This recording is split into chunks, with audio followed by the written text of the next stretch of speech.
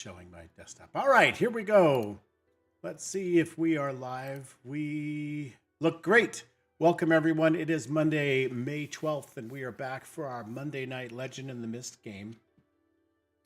So if you missed last time, let me give you our recap from our Archivist AI, or maybe just from our session report.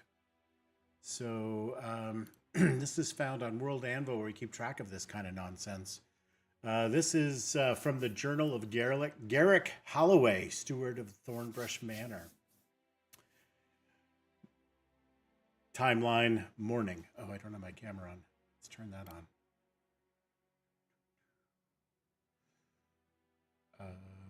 Here. Go. All right. There I am. Hello, everybody. All right. Breakfast was served in proper fashion today, though one might hesitate to call what unfolded proper in the traditional Thornbrush sense. The dining hall, usually a place of ordered conversation and respectful quiet, rang instead with laughter of Lady Martha, the wandering curiosities of young Toma, and even the ever-particular presence of the one called Chewbacca. The latter, a reformed killer by all accounts, so I'm told, now bounces about like a hound off its leash. Harmless for now, but I remain unconvinced he knows the bounds of civilized behavior. Baron Maximus, ever the statesman, even at table, guided the morning discourse toward the matter of Toma's upbringing. He's taken it upon himself to shepherd the boy's development, clearly sensing some larger destiny in him. The idea of pairing divine philosophy with Chewbacca's religion was raised without judgment. But if I ever see that creature leading a prayer circle, I may request early retirement. Midday. Ashran arrived not long after breakfast, with the look of one who's read too many grim portents in the stars. She voiced concern that the miasma, curse it, might have some affinity for young Toma, you think? God's help us if that proves true. The conversation turned heady and abstract. Ants, defenses, the nature of suffering, the moral weight of power. I fetched tea and left them to it. Chewbacca and Ashran later departed for the village. I made note to send word ahead to prepare the general store for their arrival. No sense letting the beast frighten the staff.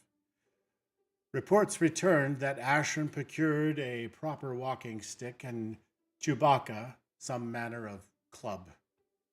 Apparently, the two encountered Sister Emerald, who, to her credit, was already suspicious of Toma's condition. She expressed concern, not for the first time, that the boy may pose a threat, however, unintentionally. Sensible woman.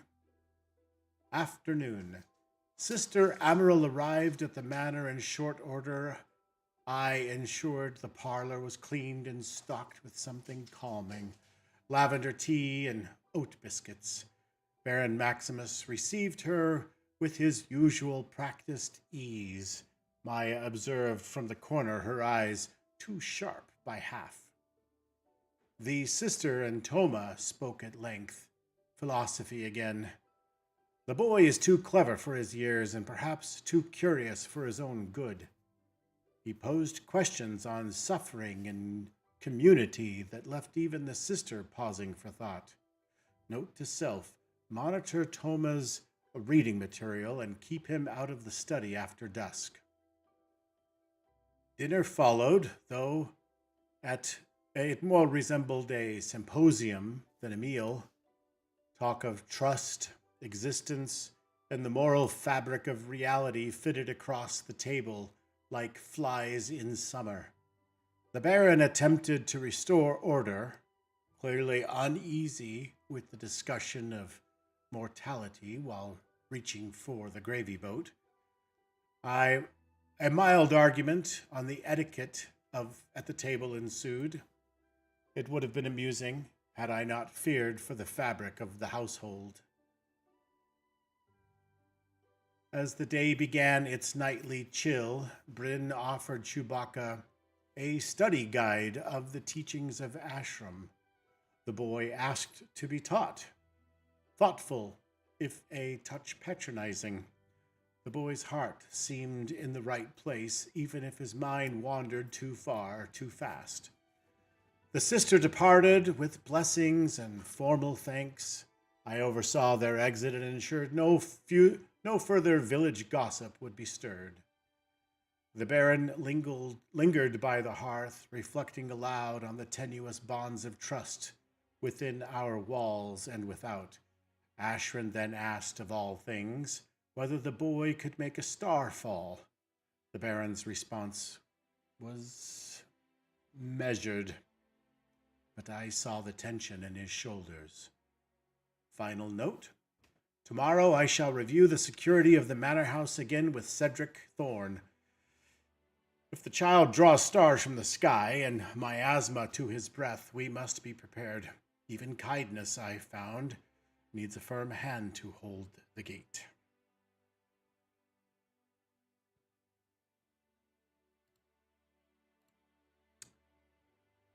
All right, and with that, we shall invite the archivist back in to listen.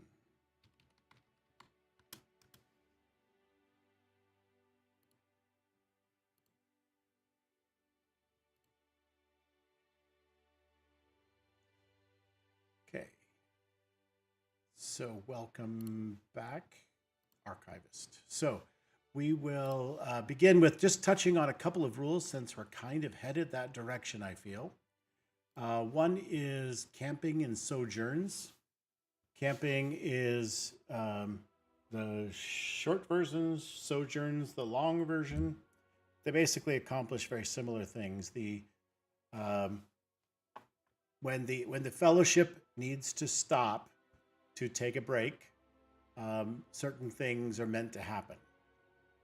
Firstly, you expire story tags in your backpack that meet a particular kind of criteria. The first is they actually expire, like a numbing salve may no longer have its numbing properties. A peddler ally that may be in your backpack, so to speak, it must part with you and go their own way, etc. You can recreate tags that have expired, but the idea is to just kind of cycle out things that don't really apply anymore. Even things that remain in the story but kind of lose their importance and power to affect the story, such as maybe a dagger that you gathered off of a dead body, but unless you make it into a power tag that lasts, then it doesn't really have a power tag value. It then is just something that is part of the description of your character. You have a dagger that you found, that you took off a dead body, but it doesn't necessarily have any use in a role. Does that make sense? Can that exceed the number of items that you hold in your backpack? Yes. The idea, I think, that I'm gathering here is that there's not necessarily so much a limit on what goes in your backpack, though I haven't revisited those rules in the latest. Maybe one of you others who've read the playtest latest version. But the backpack itself is a place to put tags, as far as I now understand it, a place to put tags that are not theme tags. It's a place to put other stuff, or people, or etc. Like they're not really in your backpack, but the backpack is the kind of the term for it. Okay, so you would expire things out of your backpack that don't make any sense for them to remain. If you don't take a an effort to restore something. So, for example, here you go, Jared. You may end up with a tag in your backpack called Battle Stance. But if you don't practice your battle stance again, then you won't perform it well the next time. So, in other words, the tag will disappear and it won't affect your role in the scene. Does that make sense? You can still, of course, create tags. So I kind of have a sense that the backpack also plays into the story tag side of things. So, on our sheets, we have story tags. And so I think the backpack and the story tags are kind of similar because a character sheet in Legend of the Mist doesn't have a story tag section. But that's where you would get your statuses and such. So those would be status cards and tags that you create. If we were playing on a table, there would be little chits, little markers that you could fill in with those. I think the backpack are things that you end up keeping for a while. So you take it off of the story tag and thing, and put it in your backpack instead. So I think that's it. But I'll look into more of that. But since there may So be for provisions, like if we wanted to take 3 torches with us, Yep. or a torch per person, would we just be adding that to our backpack? Correct. Yep. Okay. And if you find things that are around, I may give you something you can put in your backpack, in which case you would add a backpack tag, right? Something you found. Can you say like torches 3 in your backpack, saying that you have 3 torches? I think Does it'd that make go. sense? I would just put torches and not define a particular number. And that tag is good until I take it away from you because you've used up all your torches, right? And that becomes a consequence. So I may say you've dropped this torch. Now you're on. If you're going to use this other torch as part of your role, fine. And then my consequence is that was your last torch, right? Or this is, I'll take away that torches in the future. So I think that's one way we can do it. So there are things that may affect your camping and traveling. So some other things you might do. I skipped ahead. So some other things you might do while camping are bandage or heal, converse with fellow heroes and allies, support each other, gain insights, cook a hearty meal, craft and repair items, entertain others with music, storytelling, or jokes, improving the mood, hunt and forage to collect food and herbs, prepare for the next part of the journey, read and research, scout ahead or practice divination, or stand watch to prevent threats from materializing. And so those things you would do, you would get to roll, you spend power, and you roll to do one of those things. And then if you succeed, then you'll be able to adjust your statuses, add tags, etc., based on what you're trying to do. Does that make sense?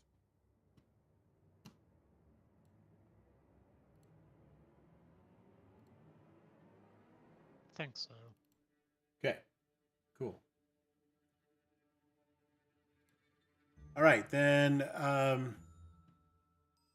that's pretty much it. There's other things to go on the trail, things that might impede you or make it a little bit easier to travel. There's some rules on that. What you do at camp, etc. So there's some good rules in there. They should be in the journals area if you want to go look through those. They're around page 170-ish. Yep, 170. All right. Then that music is a little too loud. Oh, I see.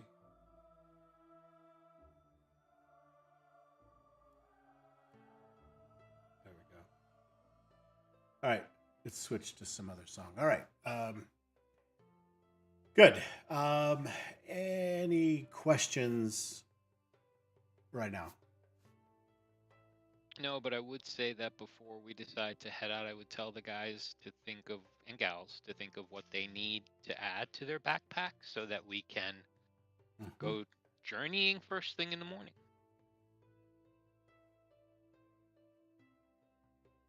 Maybe an extra dagger, whatever you think is appropriate within reason.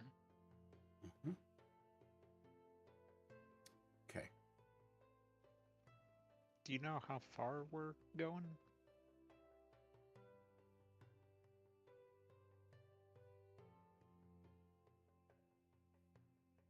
I don't think any of that has been established yet. No one's asked. Okay. So you could Where certainly are we ask headed? someone. Yeah, you could certainly bring that up. Yeah, I guess Ashton would ask, where are we heading? Well, if I recall correctly, Toma said that he knew of a place where we could go to the source and along the way root out the evil branches. Do you know how far it is?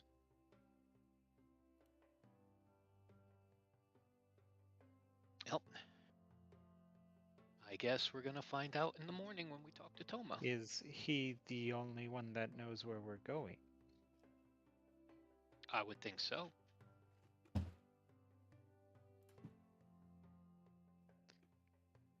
I will keep a close eye on the stars. For danger. That is a good idea. But in showing a rolled up map to Toma, does he know where we're heading based on a map if it's presented to him?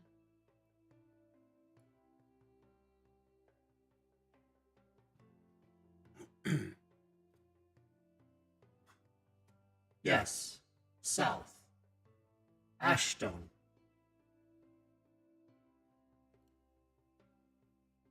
I'd need to look at the map, so Ashton will say, I've never been further south than where we're at. I look forward to it.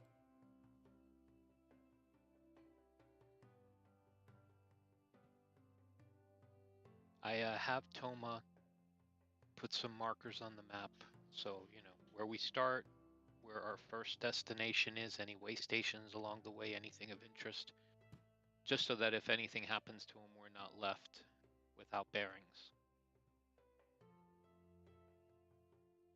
And then I go and I tell Martha that we're gonna go on a little journey, and we will be back.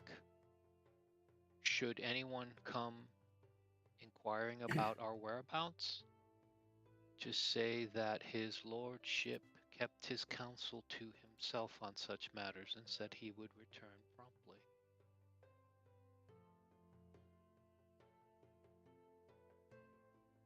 Okay, your guess. Yeah, your best guess, I think, is that this is somewhere in the vicinity of a 2 to 3 day trip. It's at least one night, probably.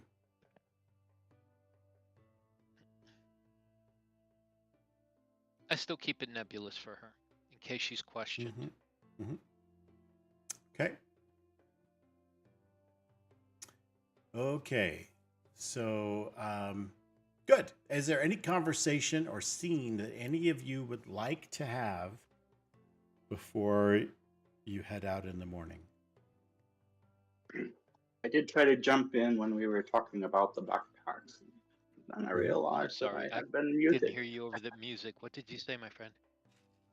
Um, actually, I was muted, so that's Oh, on okay. me. But yeah, I have always had enough food for the journey, since my background has a lot of journey entries. I guess always used my mercenary status to assume that I have a weapon and stuff. So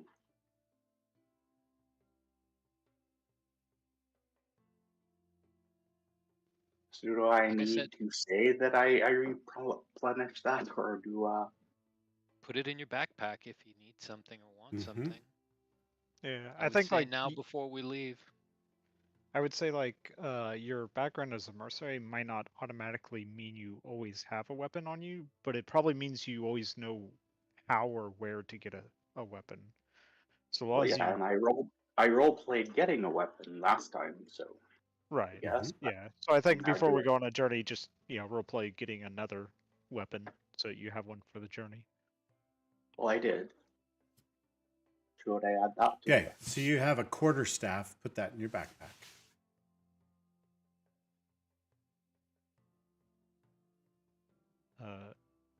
Ashran would like to try to get a map of the Dales. Okay. Certainly, there will be an extra or such that you can get here at the Manor House.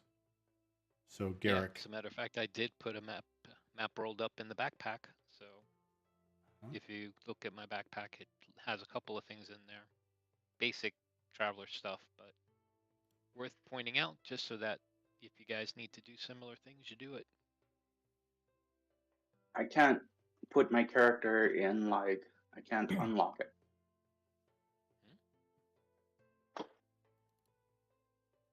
Am I missing a permission or something? no, it was already unlocked. Um, now it's unlocked. You don't need to unlock your sheet to add something to your backpack. You can do that while it's locked. The only time you really need to unlock your sheet is to delete something. Okay. I don't So, see anything in my backpack that allows me to add anything. so right next to the word backpack, there is a tag symbol. Looks like a price tag, and you click that, and it'll let you add a tag. Just like over on the right with story tags and statuses. Well, when I click it, there's nothing to add a tag. Maybe if I add experience or something. No. Down on your backpack on your sheet. Yeah. Okay, I'm going to get rid of this unnamed loadout tag. Yes. Okay. So down on your sheet where it says backpack, right next to backpack is a little tag, right? And if you have to put your mouse right on top of the tag, because if you put it anywhere else, it'll flip the card back over. Right? It flips it back and forth. So you have to click right. It'll turn red when you're on it. Yeah, and you click it, Yeah, and and it will. it's turning red, and I click it, and I still can't add anything. Well, it should pop up another window that is a tag window, and so you could just fill that out. You having trouble with that? I Maybe will. that I will share I my have screen something real quick. blocked. All right, I'm going to share. Let's see if this works. All right, so I have your character sheet open. Can you see in our Discord chat where I have the character sheet open?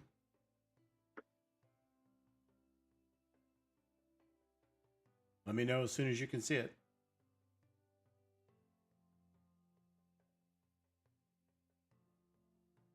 I can see it. Yeah, but I need Chewbacca to see it. Can you see it, Chewbacca? I know. I'm just saying that it is actually it's visible. I can see it too, but we need to get Chewbacca to see it. Can you find our Discord video chat and click on that so you can see that I'm sharing my screen?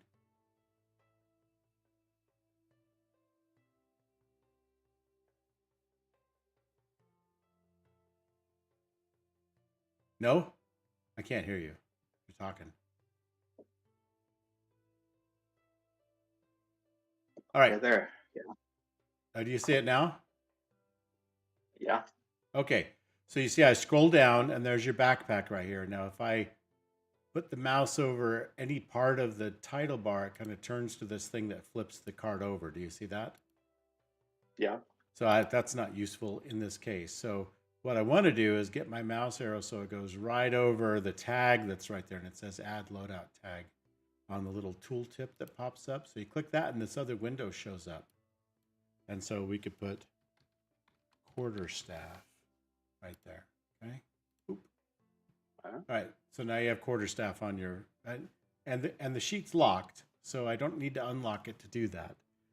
I would only need to unlock it if I wanted to delete something out of my backpack. Okay. Which I guess we would do when we're camping. All right. Any more questions? Is it clear as mud? Uh-huh. Okay. Clear as miasma? Yes. Okay. Awesome. All righty. So, yes. Yeah, I was wondering. This might not warrant a full scene as opposed to just a roll, but Maya was hoping to just scoop up some extra survival supplies before they head out. If it's going to be a multi-day journey. Okay. Yep. So you would go if you're just going to go buy them. We'll assume for now you have enough money to do so, and you may just add a few tags to your backpack to represent what you bought. If you are going to go find them, then let's have a roll just to see how successful that is and how many tags you can create with your roll. It would be a tracked outcome, so we can see what kind of power you have, and then you would go ahead and do that.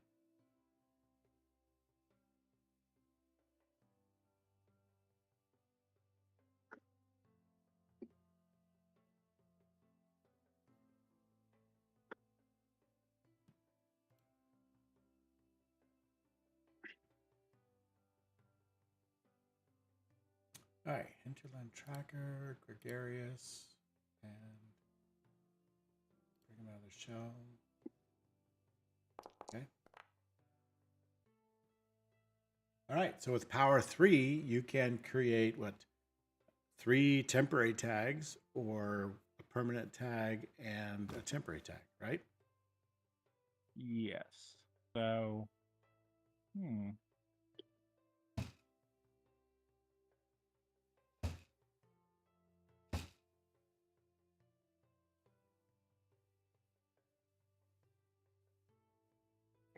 all right. So would all 3 go in the back, or would both of them go in the backpack, even if one's only temporary? Mm-hmm. Sure. Okay. When you create a backpack item, you can flag it as temporary. Oh, I see. Crispy, I think it's called.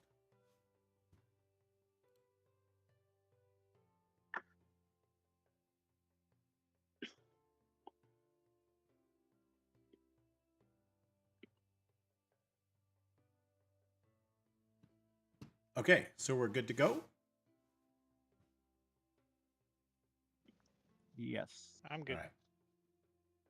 Yeah. Cool. All right. So I'm going to switch us just over to the Dales map. It should remain persistent up at the top for you, so you can always flip over and look at the map anytime you want.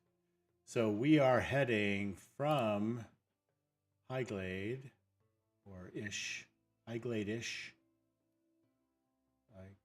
Let's get a freehand drawing tool. There we go. So you're going to kind of go.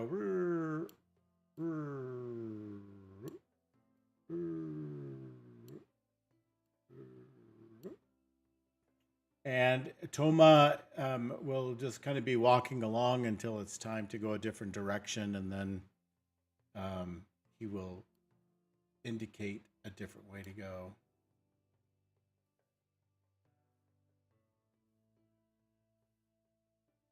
And so about this area, you guys leave the road. Now, as you are traveling, so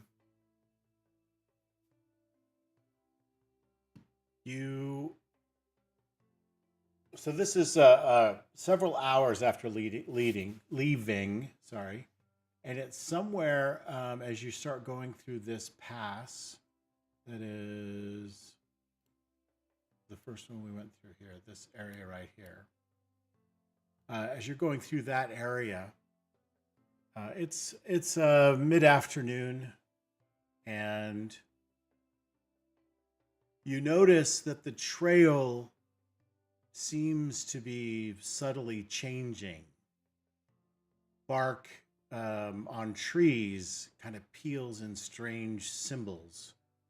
Moss grows on the wrong side of the tree. Bushes are like half withered and half green. Things like that. So there's something that you begin to realize is not a natural path.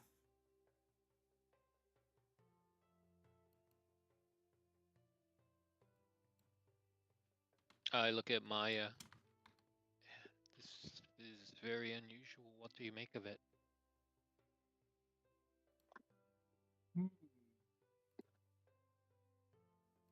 Unless our new friend is leading us into trouble,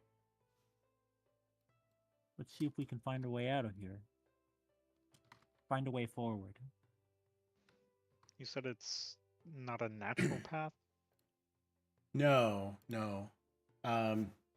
So I've given the scene a status of guided path 3. This is a challenge to overcome.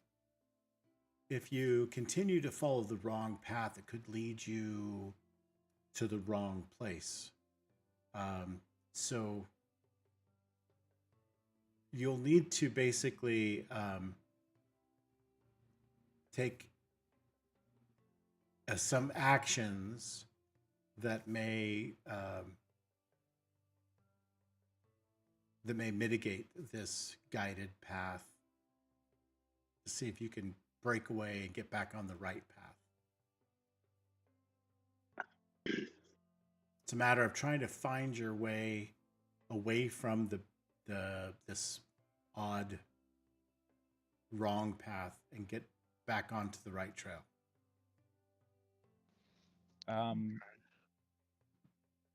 Sorry, were you saying something, Ashwin? Yeah, actually, she's, been on a pilgrimage for a bit, and this is actually following paths and finding out how to get to places is actually something she's pretty good at. At least she likes to think she is. She actually pretty excited about going on this journey, the further south in the Dales where she hasn't been before. She would have actually had her journal out and her compass and been kind of highlighting the landmarks and stuff that they had passed along the way, stuff. So she would actually kind of refer back to her notes and use her compass and the map that she has to try to figure out where they actually are and how they could get back to where they were supposed to be going. Okay. Good. So let's see what tags you would do. Did you say this was a tracked outcome? Yes.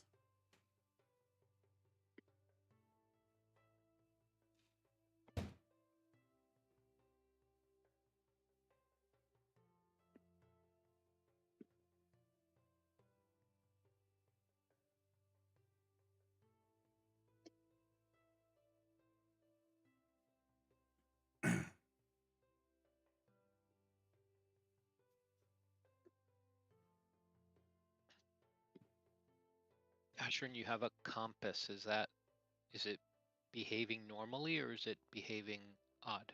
Can it help him? I mean, help her. I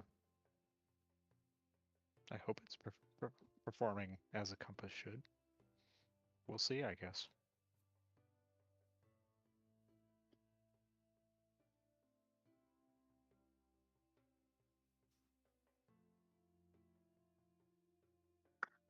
And you know what? I'm gonna invoke inexperienced team from the Fellowship. Hmm. And try to give us some XP in that. But Mm-hmm. yeah, this is kind of one of our first big away from home journeys and stuff, and she's not used to traveling with other people. She's used to just traveling by herself, so she might not be communicating the best. One of my quests is to teach the team so that that tag is not there. Well, I think we'll always have a bad one, but maybe one day we'll replace it with something that's not inexperienced.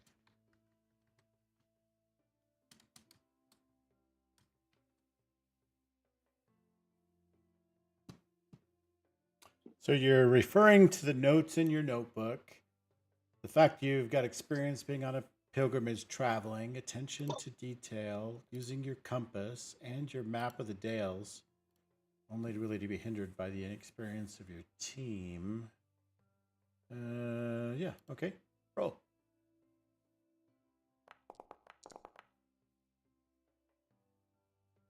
Okay. So with a 12, you have 4 power. You can overcome the guided path 3, no problem. Yay. All right. So you find what you spend a second to consult your notebook. You're looking at some star chart constellations and such, and where the twin stars are and so forth. And you kind of hold your compass up because it points to north. I don't know where that's relative to your twin stars. So you find them. It's during the day, so they haven't come out for you to see clearly.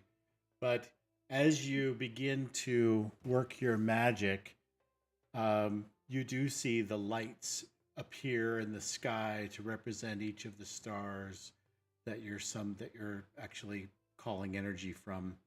And as you do, there's this washing, like this energy comes down from above and kind of washes over you and the land around you. And the features of the land kind of shimmer a little bit as this magic kind of washes across it, almost like repainting. Like if you drop a bucket of paint on top of it, it just goes whoosh and splatters all over the place. This magic is reaching out all over the place, and so as it does so, you notice that some of these very subtle changes of the path go away, including you were headed kind of to the left and the path has taken a right. And so you're a little bit off the path and aimed the wrong direction. And so it was taking you perhaps toward a dangerous place of some sort. Toma wants to keep walking that way. He feels like, or he's been kind of walking as if on rails almost. And so he takes another step toward that and then another step as he begins to continue off the trail.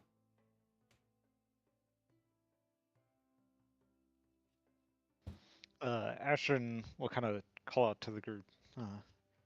Did everyone else see that? It all disappeared, the path. It's on a different side now. Where are you going, Toma?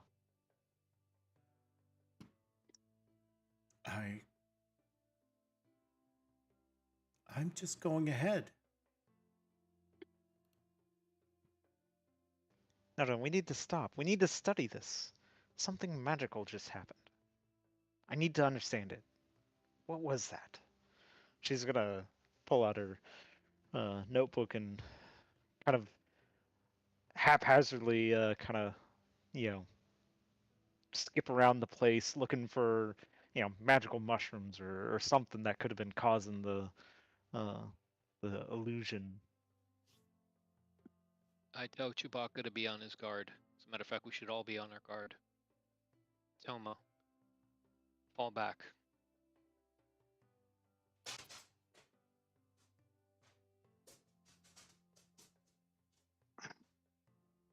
I am now on my guard.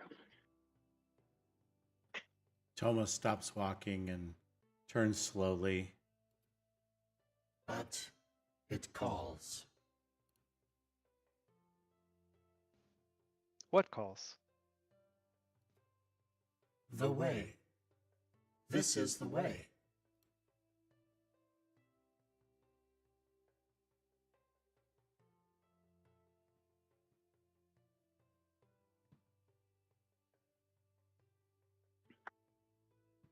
You might not be wrong that this is actually some sort of magic illusion that would prevent regular folks from finding the way. Perhaps. Yes, let's go down the path Tomo is following. Maybe it'll lead us to something magical. Toma, That I have no doubt. where do you think that we are going?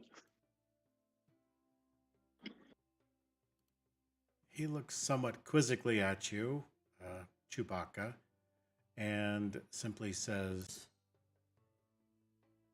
"This way, the way forward."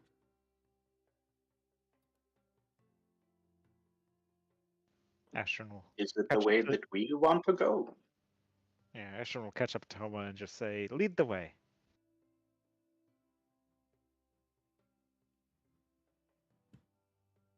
Okay. So you hit some very rough terrain. The trees are thicker, obviously, off of the path, and there's more overgrowth, underbrush overgrowth. One of the unders are overs. And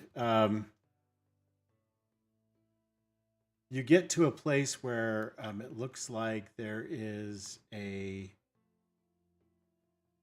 little bit of a clearing ahead with a small pond or a widening of a very small stream.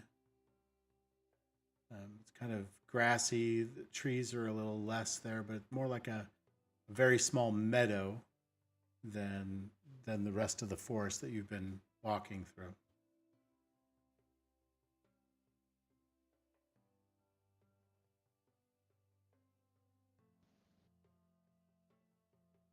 And no signs of any miasma or illusion or something out of the norm. No. Or- Toma takes a step toward the clearing. Ashton's right on his heels. Okay. All right, then, unless somebody does otherwise, you two will kind of walk out into the direct sunlight out there. And as you head that way, there is strange and odd, kind of an odd sense.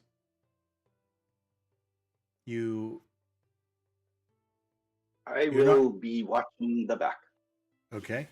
for Very good. followers. And I'll be Ashrin, making my way forward. I'd like you to try to make some kind of a basic discover roll. You can just do it as a quick outcome. And what kind of senses you're using to pay attention, right?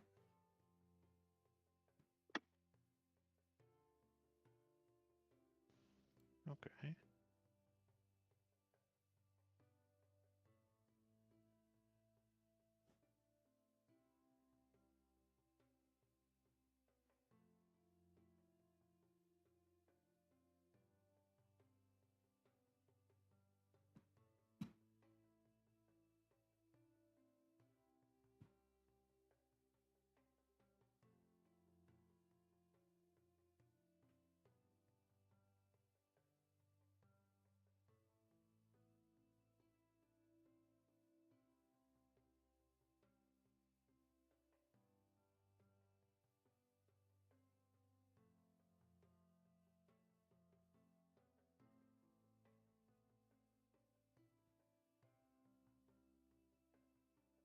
Okay, good. Go ahead.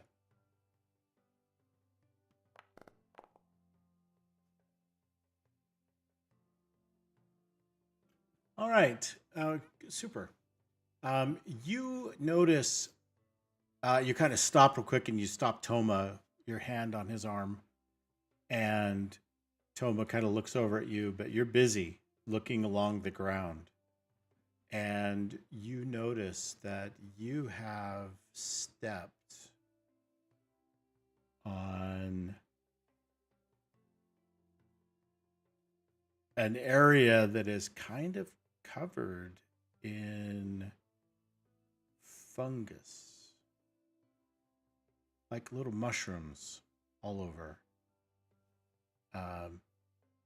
You kind of look back behind you. There were no mushrooms back there. And you kind of look ahead. There's no mushrooms really there. And you look to the left and right, and you notice it kind of goes around in a circle along, like the break in the trees.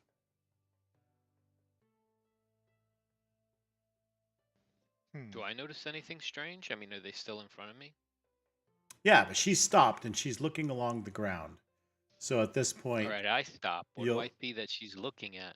yeah, you'll pick it up. There are small toadstools kind of all over the place. They blend But in in a pretty formation. well to the grass. Well, not so much the toadstools themselves in a formation, but where they are growing, it seems to be kind of a 3 or 4 foot band, maybe a full 5 feet of toadstools in this area, and then they stop, right?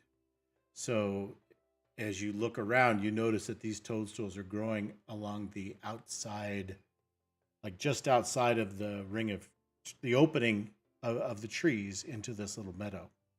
So it looks like they're kind of encircling the meadow. But they don't complete a circle. It's hard for you to say what's on the other side. It's still, like a 40 foot or so, maybe a little bit longer than I that. let Chewbacca know that. It may be something, maybe nothing, but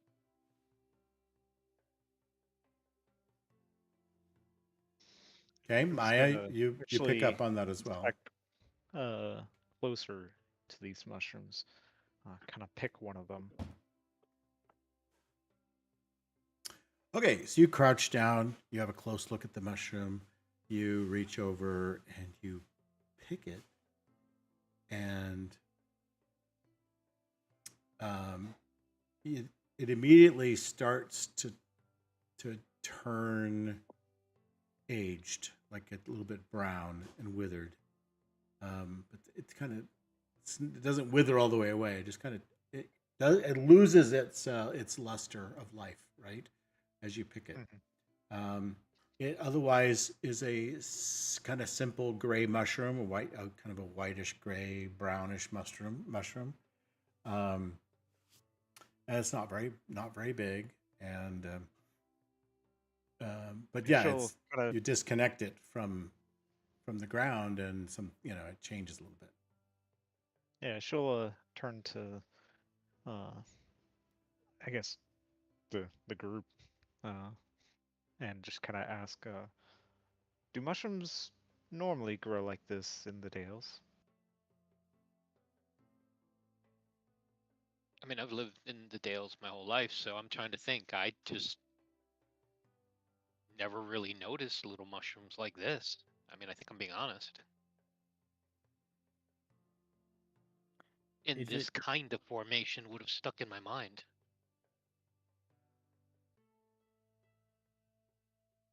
is it a kind of mushroom that Maya has seen before? I mean, kinds of mushrooms, whatever. But maybe what Maya might be able to add to this is that you've heard tales, especially like in the Witchwood. You've never actually seen one, but you've heard tales of fairy rings where mushrooms kind of grow in a circle.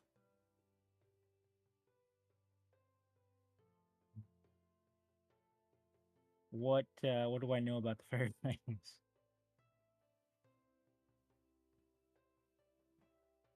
So they Like can sometimes be It's sometimes been told that fairy rings are gateways to another world, or that this is the place where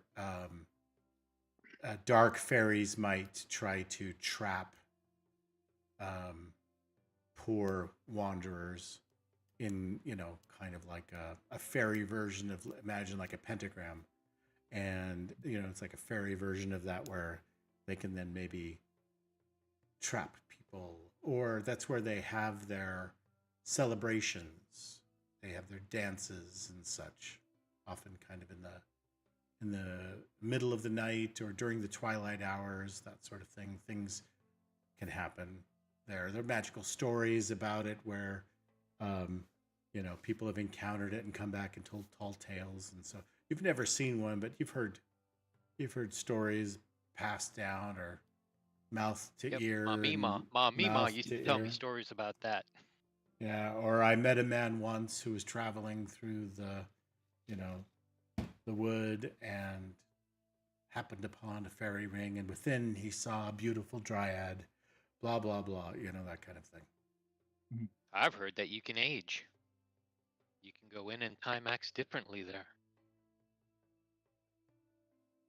But that's all Seems stories, right? an odd goal. That's just tall yarns I used to tell Mima. Seems to be where Thomas led us, so perhaps this is connected to another realm or to the miasma in some way. But all the tales I've heard do not make it sound safe. Shall we? Yes, let's. Are they edible? I mean, I think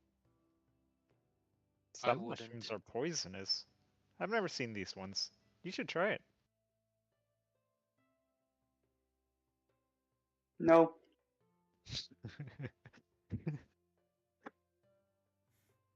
Hard pass. Especially after seeing it wither after being plucked. Well, if we're following Thomas' guidance, Toma, is this still the right way? He turns slowly to look at you, kind of questioning, like trying to understand your question.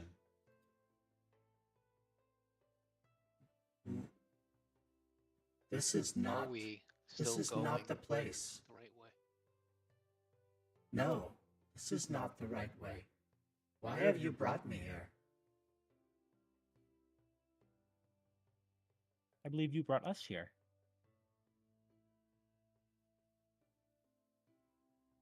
That is true, Toma. You said this was the way, and you led us this direction. Did I? You did. Indeed. This is not the way.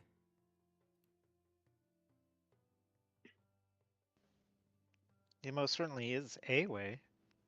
I'm excited to see May not what's be. in there. Might not be the way. But how do we get out of this way? I mean, I guess you guys can come back, right? Can you walk out of that mushroom area? I mean, I can try, but don't we want to see what's further in?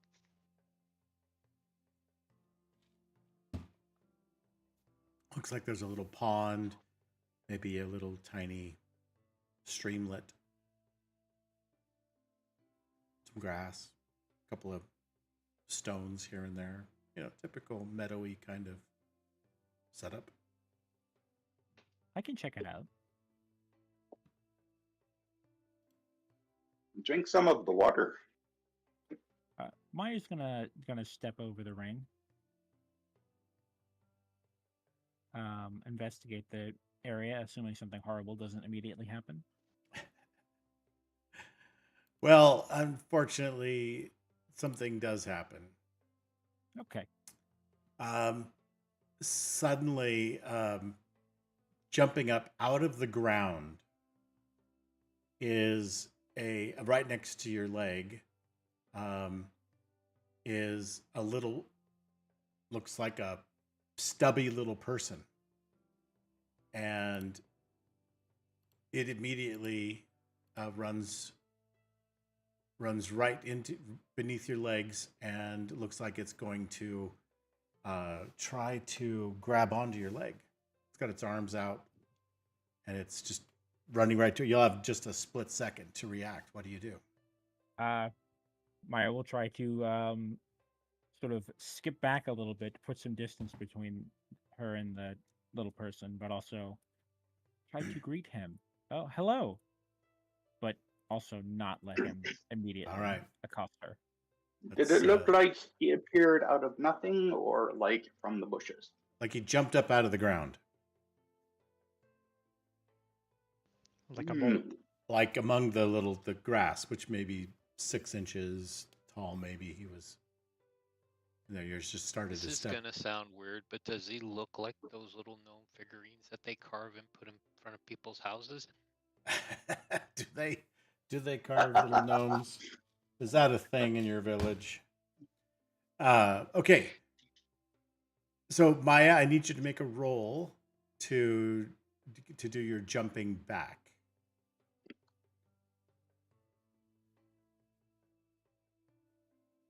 It wants to grab onto your leg.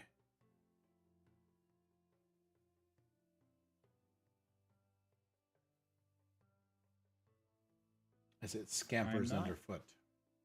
really sure if these two count, but I'll let your keen senses count. okay. Anything else? I'm not sure anything else would sort of directly apply to athleticism. Okay. Nope. All right. So with a 7, you get a mixed success. You jump back, but he still grabs you. And as he grabs onto you, he kind of almost like half merges with you. You feel an uncanny weight. That thing is heavy, like dense, like supernaturally heavy. And you feel slowed. So I'm going to give you a status. Let's see. There you are. Maya status.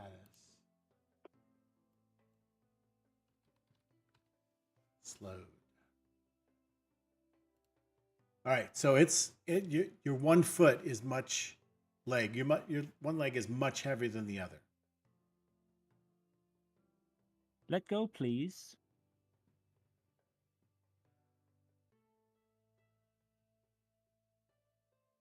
It's just super annoying. All right, Jared.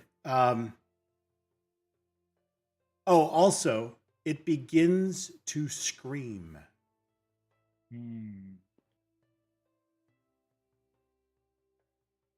I'm looking around to see what is it screaming for and to who. It makes this really loud scream. Yeah, go ahead. I tell Toma to definitely fall back. Get behind us. And let's see, can I reach over and grab Maya? Sure. As soon as you step into the circle, like you have to go several feet through mushrooms, and then you step into the circle. Oh, wait, hold on. I'm gonna retcon this. If I ain't stepping in the circle after seeing something pop up and latch onto him. She's almost 10 feet away. She's almost like 10 feet away. Giddy up, little doggy. I pull out my rope and make a noose. Oh, you're gonna hang her now. Yeehaw. Okay. I'm gonna loop. Okay. All right. So you quickly pull your rope out, fashion a lasso, swing it, and throw it. Let's see if you can grab on.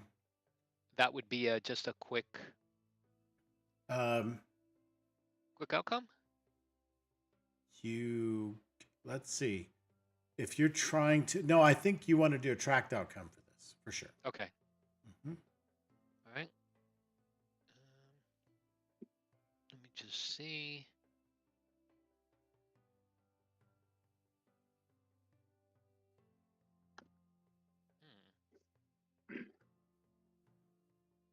Okay.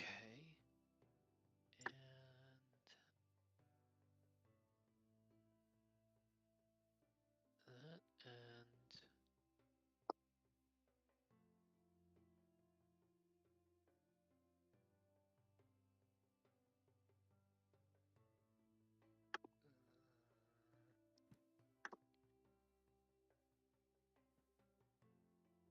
and that's all I got. I don't have a lot of stuff. Mhm. It's meant to kind of loop something in, but Okay. Can I help him by like interposing my staff and ledgering the man off? I'm not sure I understood that. You want to interpose your staff and do what?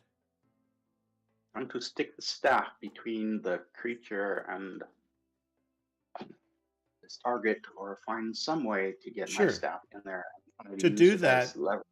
yeah, to do that, you're going to have to get real close. Do you want to do that? Yes. Okay. All right. So you're going to run up and try to see if you can figure out how to wedge the staff between this little creature and Maya's leg, right? Correct. All right. Yeah. Go ahead. Go ahead and try that.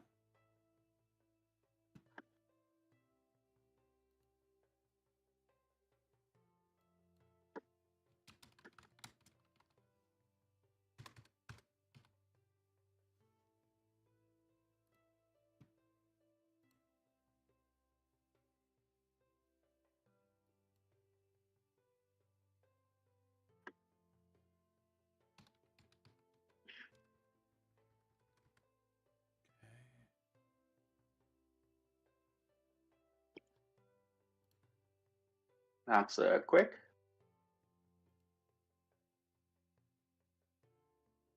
A quick outcome. Tracked. We're doing all things tracked.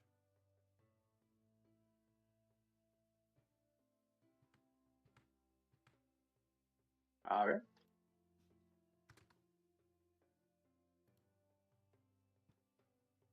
All right. Where's I found a color?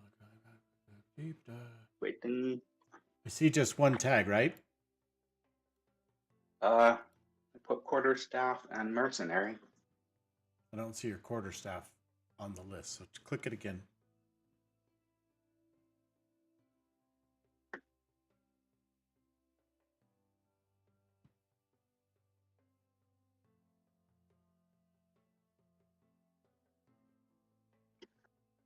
Says it must be loaded. Oh, we've got to check the Yes, checkbox. that's the Sorry. checkbox. Yes, that's right.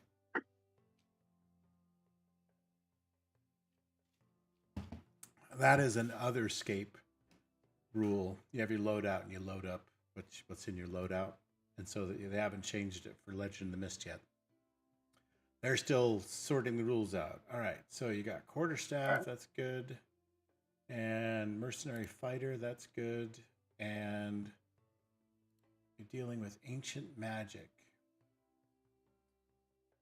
And I think right. the demo had that. Yeah, it was talking about than- correct, and it was talking about loading in like you would choose 3 things to carry with you, even though your backpack had more in it, right? That was really early rule. All right, so roll. Confirm. Yep.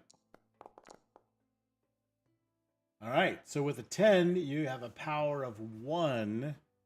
So Maya, he can remove your slowed. So it's kind of merging with, let's see. Yep. All right, let's go ahead and take your 1 slowed off. It's still attached to you, but now's your chance to move or figure out what you're going to do about it being attached. He, let's see.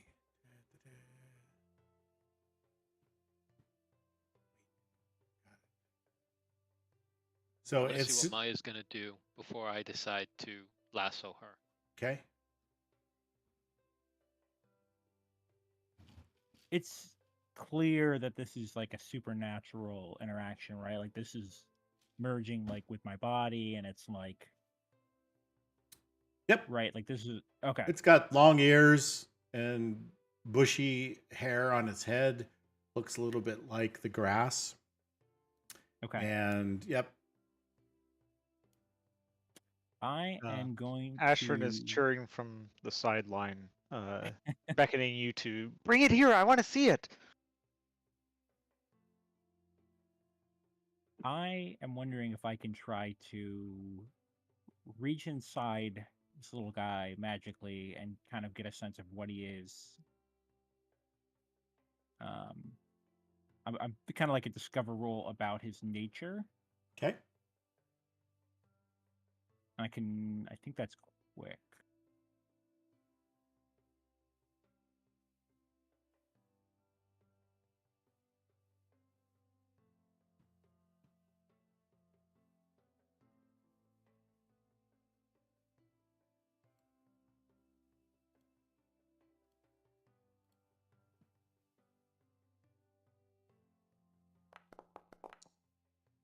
Nice.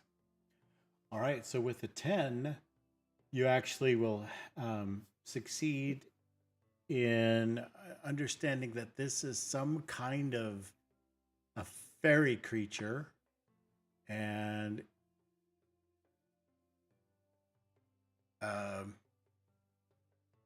it is ancient. There's ancient magic involved with this creature. It's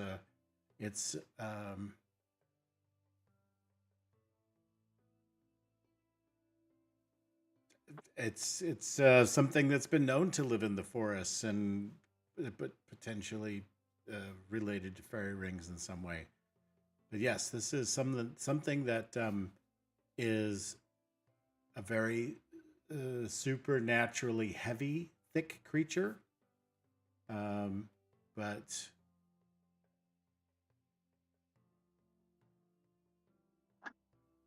kind of can be a real problem. The things they're known to be mischievous and troublesome. All right, I think so. She's gonna try to pull the creature in Ashton's direction, and she'll call it. It's some kind of fairy creature. I think it's trying to trick or trap us here, and at that I'm gonna have to step out. I'll stay on the call, but I won't be able to because Yep. I'll be on the road. So Fair enough. As you Right. say that, no problem. We'll see you when you get back. As you say that, you all notice more of them start to pop out. Two more jump up out of the grass, and one is going to latch onto Maya's other leg and the other on Chewbacca's leg. This is my cue. Before I let that happen, I'm going to try to rope Maya back. Okay. All right. Just yank her fully back out of the Go ring. Go ahead and do that. That'll be like a mitigation assist, right? You're going to try to help mitigate Okay. with that. Chewbacca, as it scurries underfoot, what do you do? Really?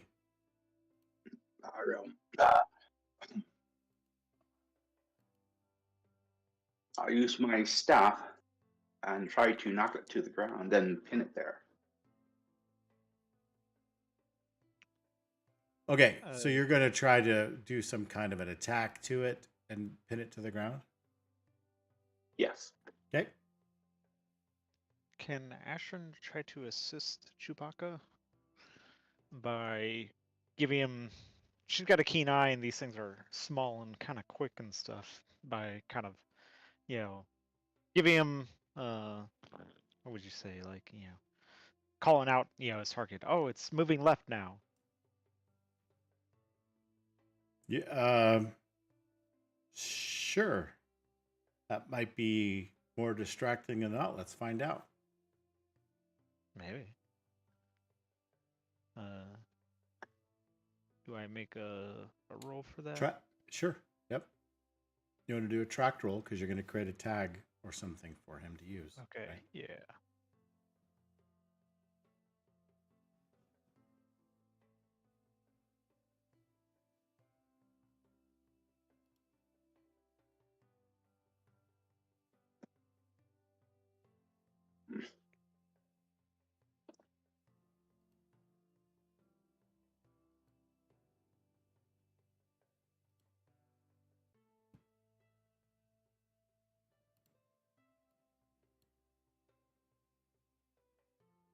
Okay.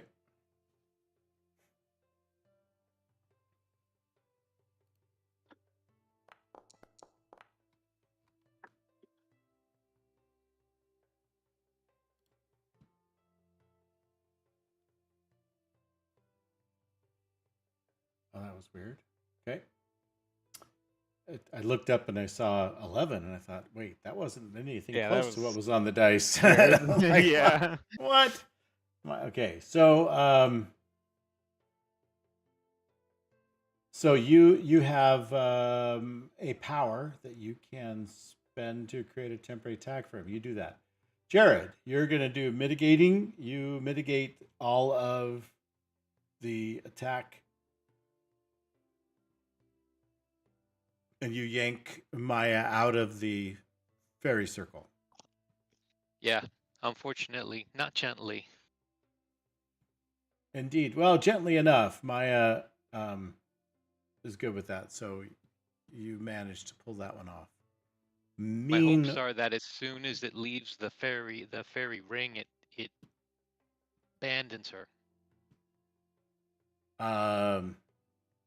Nope. Still on her? It is. It's kind of part of her leg right now. It has a really tight grip, and it's kind of just so tight on there that it almost looks like it's just, her big old lumpy gnomish leg.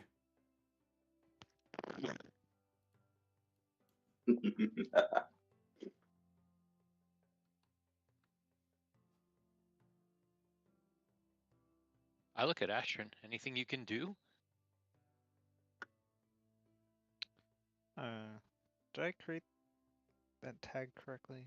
Create a story tag on my character sheet. Yep, that's Is that fine. not where I'm Okay. Nope, that's fine. So you have watch out. Yep. I'll tag it for him when he rolls. Okay, so Chewbacca, it's now time for you to make your attack roll. You're making some kind of a aggressive move on the poor little gnomes. Let's see if you can hit one of them.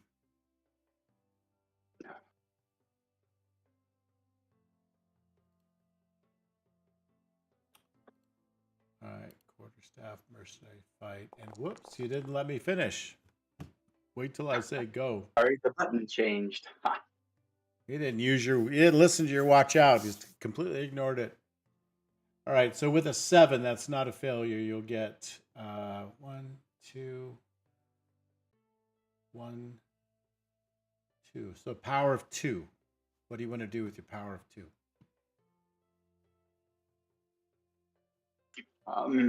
Like, could I make a one level tag pinned or something? Sure. Well, it'd be a status. That would be a status. It's pinned. Yeah, one level status pinned. Okay. So pinned 2. All right. So the poor thing is pinned 2. Meanwhile, another one jumps up towards your back. Chewbacca, what do you do?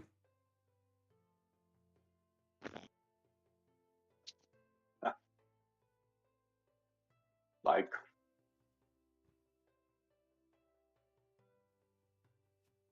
I guess I will try to turn around to face it. Would that be mitigation or something? Well, you're turning around to face it. What is, you just want to face it while it, instead of jumping on your back, it's going to jump on your chest? Or what's the outcome you're looking for? I don't want to unpin the one below me. That would require me to, if I dodge or something. Or at first I was thinking that I could like uh, lunge, uh, lunge my head backwards to like headbutt it, maybe.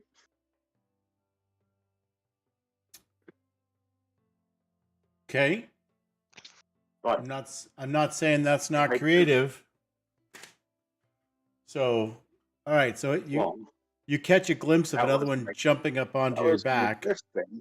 That's Yep. my first thing. I was thinking that if I was facing it, maybe not having it coming at my back might reduce its ability to. If you spin around, Not then sure you may lose the one you pinned. So I understand you don't want that. So just kind of hit your head back to headbutt it. Okay. Yeah. All right. All right. Well, let's see what happens. It's going to inflict slowed 2 and possibly more. I don't know. Let's see how it goes. Assemble your roll.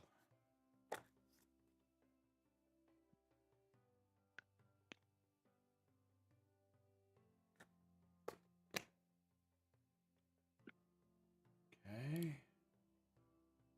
We're living on 2 tags this game. Roger that, Striker. Yeah. Okay.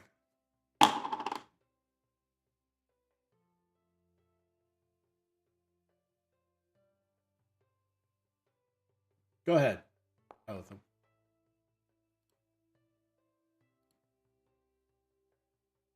All right. So you are Chewbacca. You are slowed. It manages to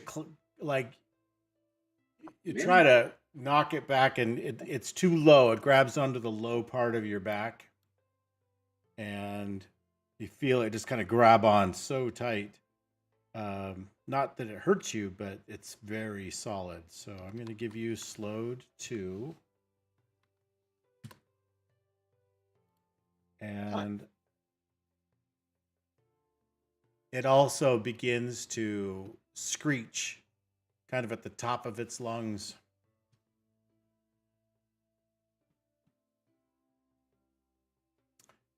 Ashen, is there anything you can do with your magic? I can try to burn them. Yeah, might- make it hot for him or something. Give him a hot foot. Okay. She's gonna try to cast some mage fire. She's just gonna create it nearby both Chewbacca and Maya.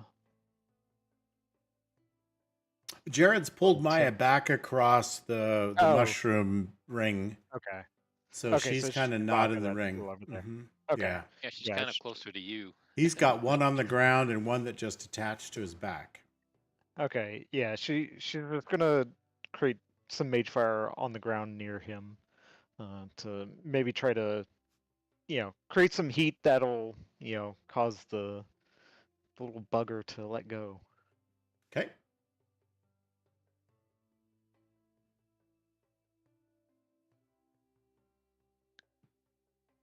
The one that's on the do you want to put some fire where again so that it lets go? Like on the ground near Oh, Chewbacca. okay. So you're just trying to scare it? Burn the mushrooms! I'm Burn the trying to- mushrooms! I'm, creating a hot fire that, just like, So bugs or whatever, yeah, you move it close to them and they let go and scurry away. right. Okay. Yeah, it might. Yeah, maybe it'll burn Chewbacca as well, but we'll see.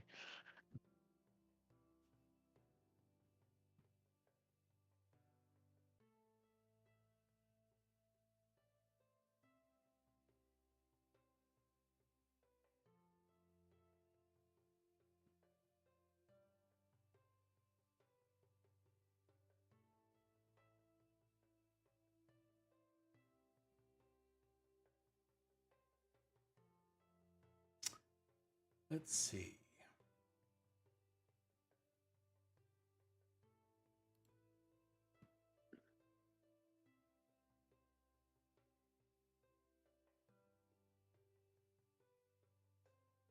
Good memory.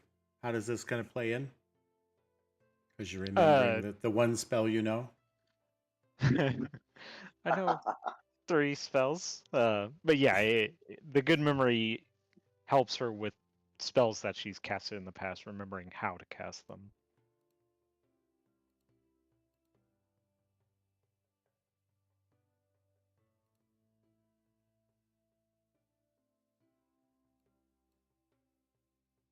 Okay.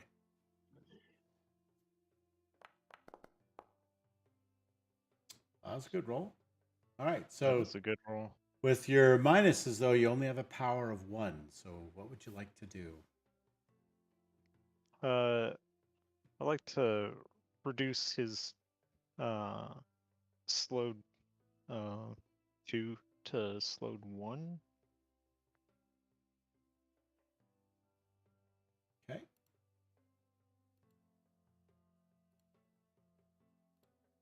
Carjacking 2 to carjacking 1. Okay, but Chewbacca, I am adding a new status to you.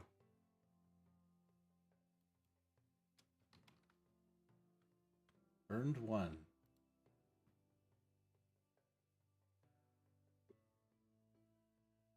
Okay. So it may have become a little supernaturally lighter, but the heat has caused you some harm too. So you feel the pain. All right. So with that, this creature again begins to really get on your nerves, Chewbacca. He's gonna Literally. apply. He's gonna apply annoyed too. Jared, now that you've seen what's going on, you see another one popping up, but further over by the pond, and he begins to just like start to run over. Well, I run over and draw my blade. No more niceties. Okay, so you step into the fairy ring with blade drawn, ready to take the little bugger out. Mm-hmm. All right. Then go for it. Let's see what you can do. Okay.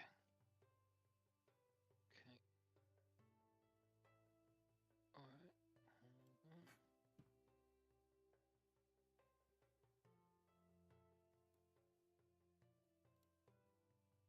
All right. Let's see what else I've got here.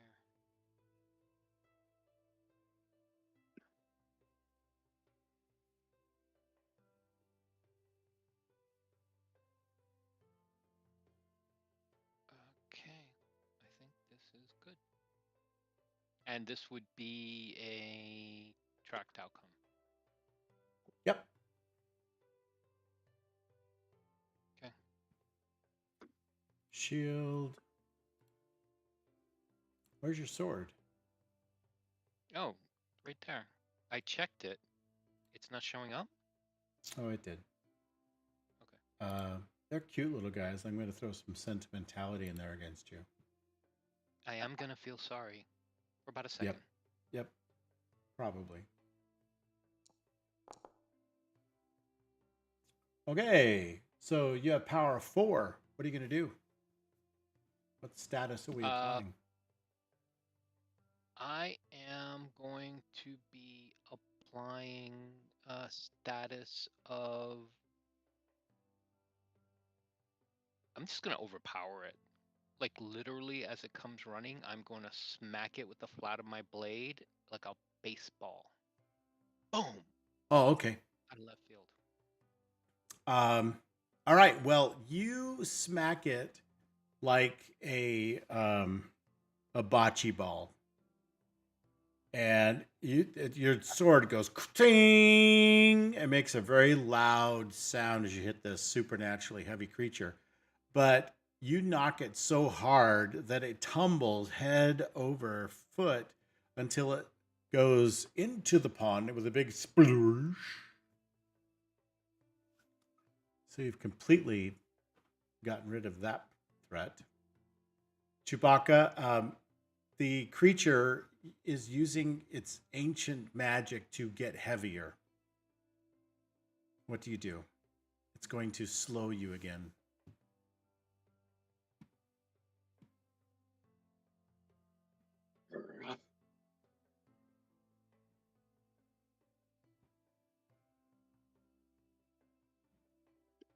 Just fair enough. What do you do? You're like, okay.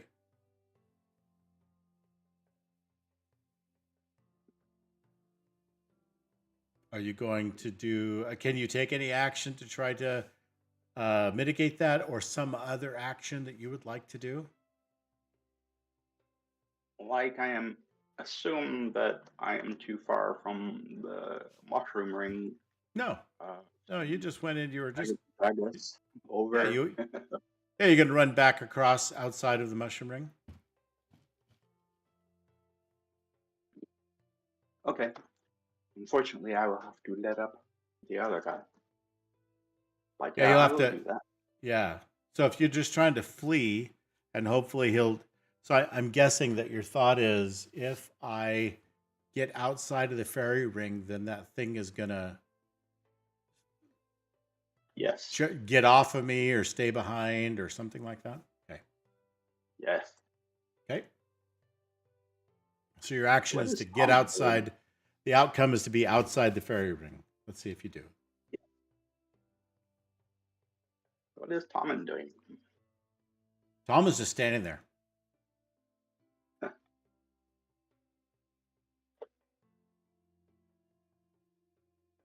Okay. But we'll also start saying, Tommen! Tommen! Tommen!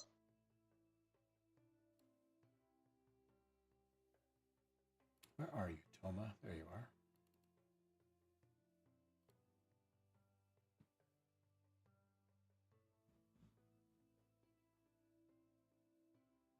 Okay.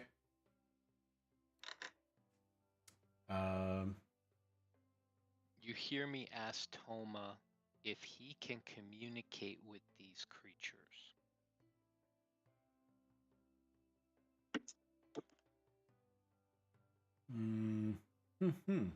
Interesting. So you are burned and slow. Oh, we only get to add one of those. And I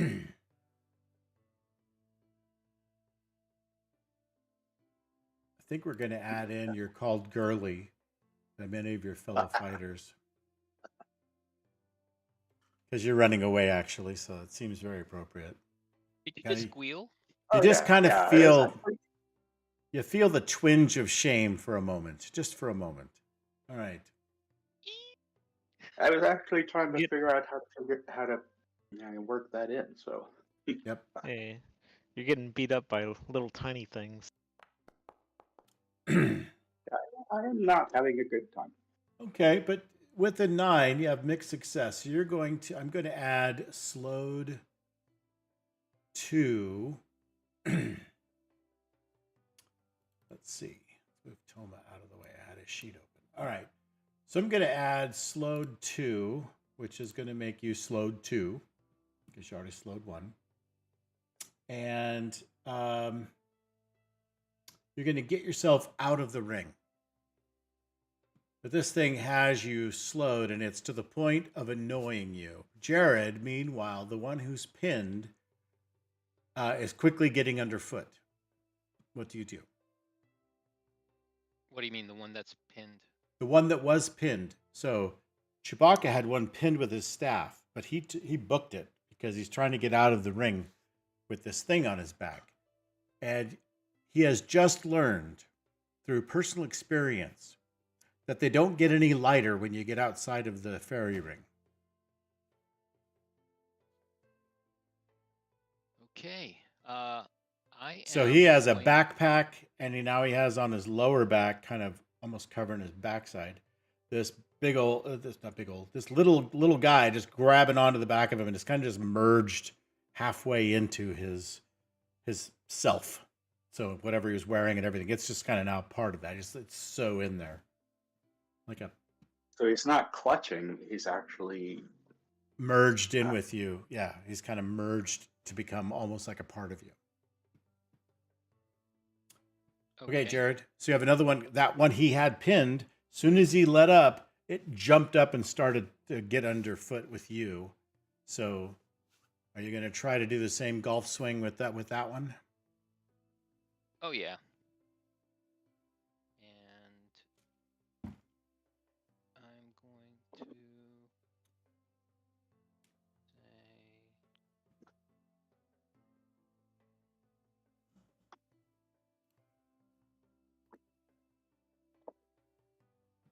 say, okay. Got it.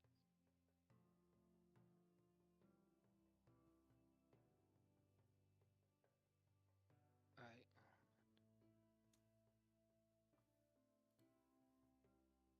Okay. I can try these. See how I do.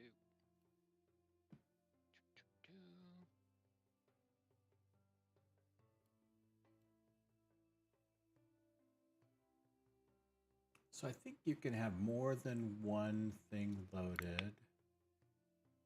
So you probably have those 3 handy, and the rest are like in a backpack. You'll have to take an action to get them out, right? Something like that. All right, so we'll leave those loaded up. All right, so nothing gets to you. We shall see. We shall see. I'm going to add nightmares in there because this thing is now screaming. It was screaming while it was pinned at the ground, but now it's screaming as it's coming toward you. And so I'm going to add annoying and using ancient magic. So I'll give you your 3 and I'll see your 3 and raise you 1. Go ahead. Okay. Nope. Nope. Nope. Nope. Nope. All right. So with the 5, it latches on to your left leg and just goes and just kind of gets like part of you, halfway just melded into you, and continues its screaming.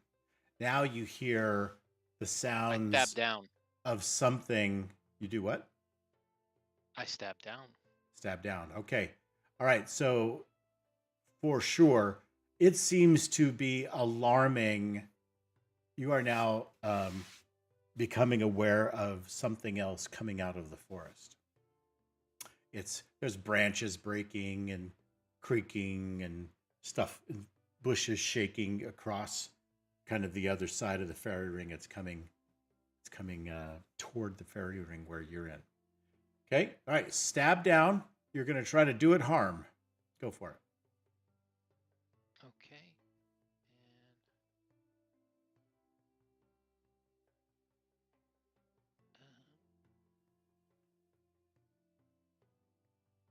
And that's what I'm going to go for. It's like a little gnomish tick.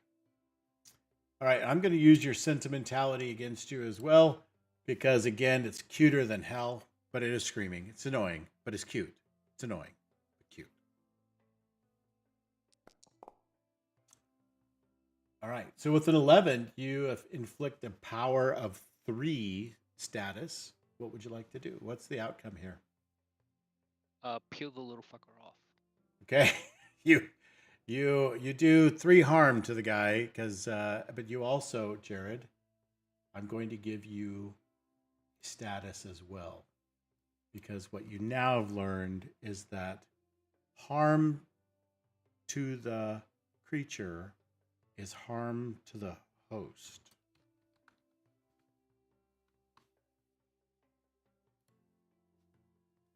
So you are gashed, and you just literally just slice through the thing, and it just kind of falls off in 2 pieces as you took your sword straight down at it. And it definitely got stabbed, but you notice a big gash left in you as it falls off into the grass. Well, all right. With that, I back out of the fairy circle. All right, so coming out of the tree line on the other side, there is And you're not sure what you saw there for a second. It looked like maybe it was going to be an elk or something because it has horns. But as it steps out of the tree line, because it was moving its horns around to get through some of the bushes and branches, it kind of stands up. And it is some kind of an elk man. It's bigger than an elk, though, and elks are pretty tall. And it stood up. So it's on two legs, and it has kind of elk arms as well, but it's also covered in like moss and lichen, and the face of the elk is still elkish, right? It's a little bit like a minotaur elk, if you will. You see me look at Thomas and go, can you talk to any of these things? Because now would be a nice time to talk. You asked that of Toma? Can you communicate with these things?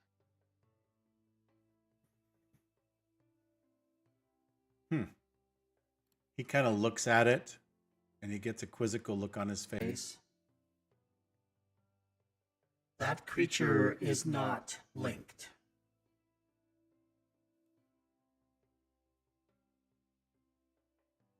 This looks like it might actually be maybe a forest spirit of some kind.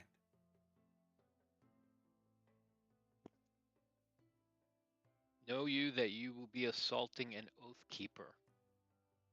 Okay, you said you're trying to get out of the ring. Right. You're going to need to take an action to do that because you have a creature that is slowing you. Oh, I no, gashed you it got up. rid of him. That's right. So, you're going to be met with a guy popping up out of the ground in front of you. And so he is instantly like right where you're running toward. And so he leaps towards you. He's trying to grab onto you as well. So Well, I pull up my shield and bash into him. If I see him okay, coming at me, I'm going to pull up my shield. he's and really bash far him. down there. He's like shooting for your knee. So you kind of maybe bend over with your shield and try to ram through him. Okay, go ahead. Let's see if you can see how that works. Ashrin, you clearly make out what is on the other side of the fairy ring, and I will come right back to you. Good, let's make your roll, Jared. Okay, let's see. And okay, that's try to do that. Hope I get Battered shield. Yeah, move through battlefield. Well done. Great tag for that. Intimidating scowl. Okay.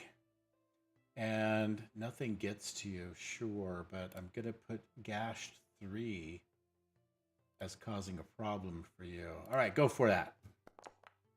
Uh-oh. A 6 is a no bueno. All right, so you get down and you actually trip a little bit because you're gashed. You're kind of hobbled a little bit with that, right? So and he actually gets around your shield and he latches onto your arm. So I'm going to give you I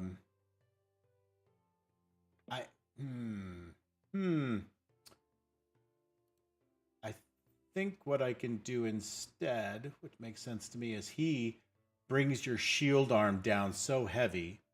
I'm going to give you 1 slowed, and then I'm going to burn your shield for now. So the slowing doesn't stop your movement nearly as much as gashed does. But you are slowed 1. Slowed 1. And then I'm going to go onto your character sheet and I'm going to burn your shield. This is a tag, right? Battered shield. All right.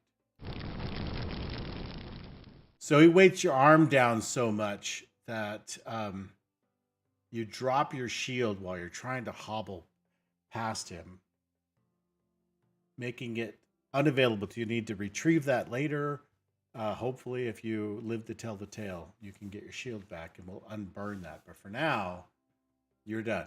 By the way, I notice, and you can notice too, that your past and your personality themes can get another tag or a theme improvement. That's up to you. To get a theme improvement, though, you'll need to go look at the book because the theme kits don't have improvements listed. So you'll need to still look at those theme improvements and see which one you want to add. And then I think we can add it. For example, let's see. If I click plus, there's nothing there. Yeah. So we'll need to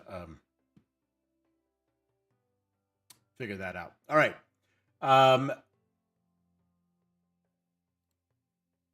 Look at him adding tags. Okay.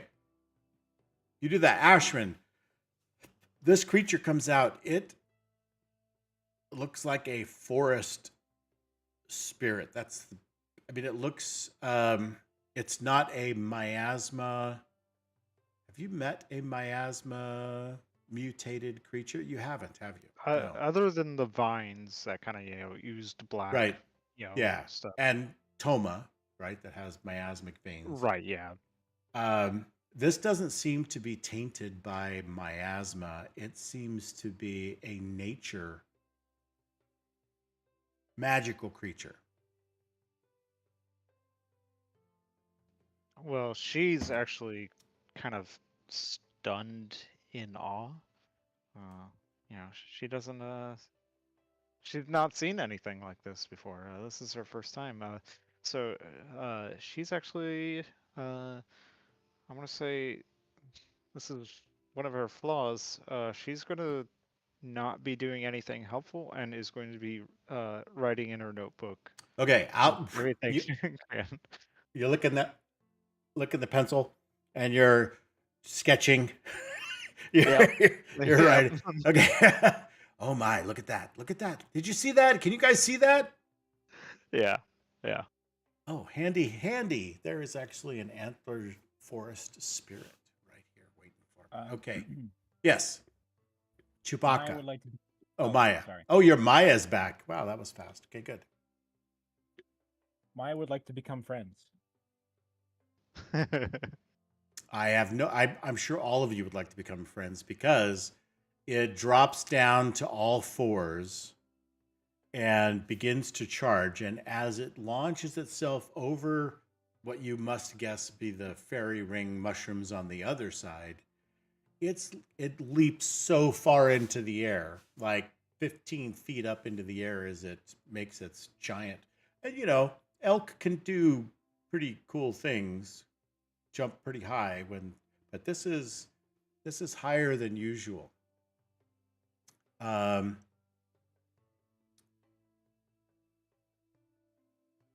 It jumps and it lands really close to the pond and then begins to make another jump to go over the pond.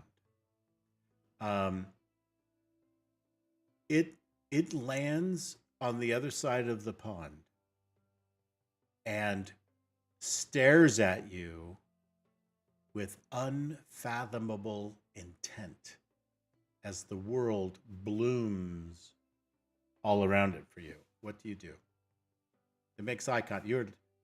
You're wrapped right now. What do you do?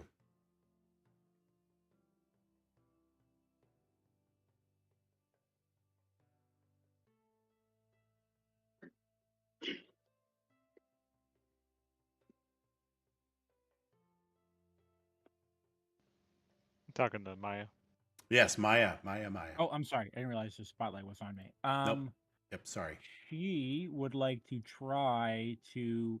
So the tag that I added, just to contextualize a little bit, the tag that I added to Mark of the Ritual was Blood Bond. Generally thinking, sort of following up on when she literally bled herself to give her, to sort of charge her magic and like push back on the miasma. I'm thinking now that she's sort of gaining a sense of like reaching out and connecting with things by way of their blood. Okay. So she's going to try to use her mark to touch minds or touch spirits with the elk, Sure. and just call out, "Peace, we mean you no harm. You or your comrades." She's assuming they're all together.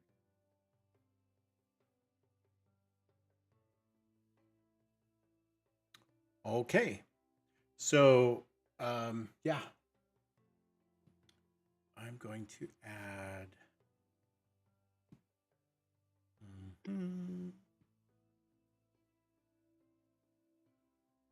Yeah, if it's leaped that far away, I go retrieve my shield. It came towards you. So it was on the other side of the four. Oh, okay. I thought it leapt away. Yeah. My bad. So it leapt over into. So let me go this way. It leapt over into the fairy ring and then over the pond. So it took 2 big leaps and closed 50 or 60 feet with you.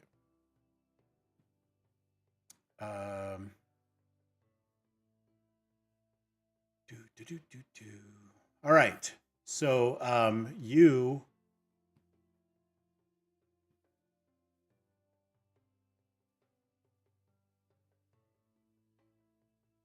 Sure. Looking to see what else. Maya, you don't have anything attached to you. I will say that these screaming critters are annoying, and we'll give it at that. All right. So with that, because you got one right next to you, Chewbacca has kind of fallen onto the ground next to you with this thing on his back, screaming its a little heart out. And so you're trying to commune with nature here using your magic, and you've got the screaming thing next to you. That's annoying. And then you've got this thing looking at you, and you're using your magic to reach out to it. Go for it. Let's see what you do.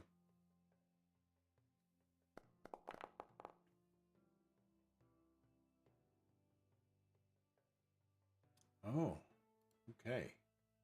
So you are going to be caught in odd 4. I'm going to give. So you're locked in some kind of trance with it. I'm going to give you odd 4. Like you got a mind meld? Not ODD, but AWED. You are odd. Womp womp.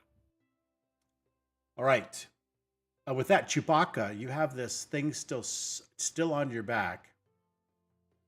A little humanoid, just kind of buried into you like a tick, kind of.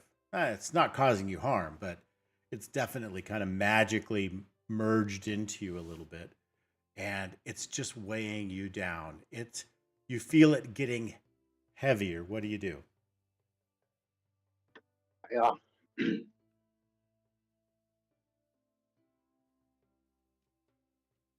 I am of my last attempt. I'm hoping that my goddess will protect me from these strange beings. Ashram? Maybe they are natural or something. You mean ashram? Is that what you're talking about? No, the creatures.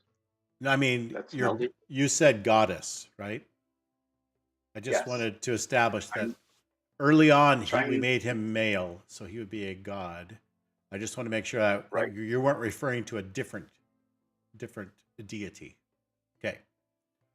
So Ashram, the Weeping One, he will bear your suffering with you. All right. It's a lot of suffering. Yeah, he's suffering right now. For sure. Yeah. Okay. I am highly motivated. All right. So what is it you'd like the outcome to be from this? Well, I'm hoping that my god is not like these creatures. So maybe he will help me drive them away or something, or make them Perhaps do Ashram not can want take, to. perhaps Ashram can take your suffering for you and relieve you of the slowed. Maybe make you unappealing to the thing. Don't taste good.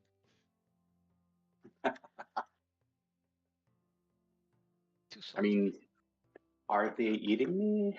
No, they're not causing you any harm. He's just weighing you down. Yeah. So. Hey, the weighing down is Ashran. Nobody else weighs you down.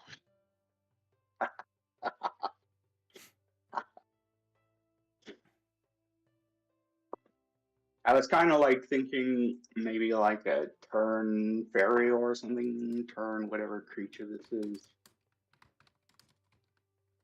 I don't actually know the stories around them, but I'm hoping that either I can detect it, I can be protected by my god, or maybe they will try to get away or something.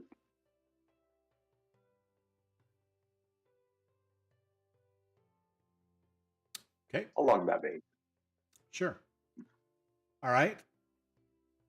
Let's see if you can put together some tags that will help you with that.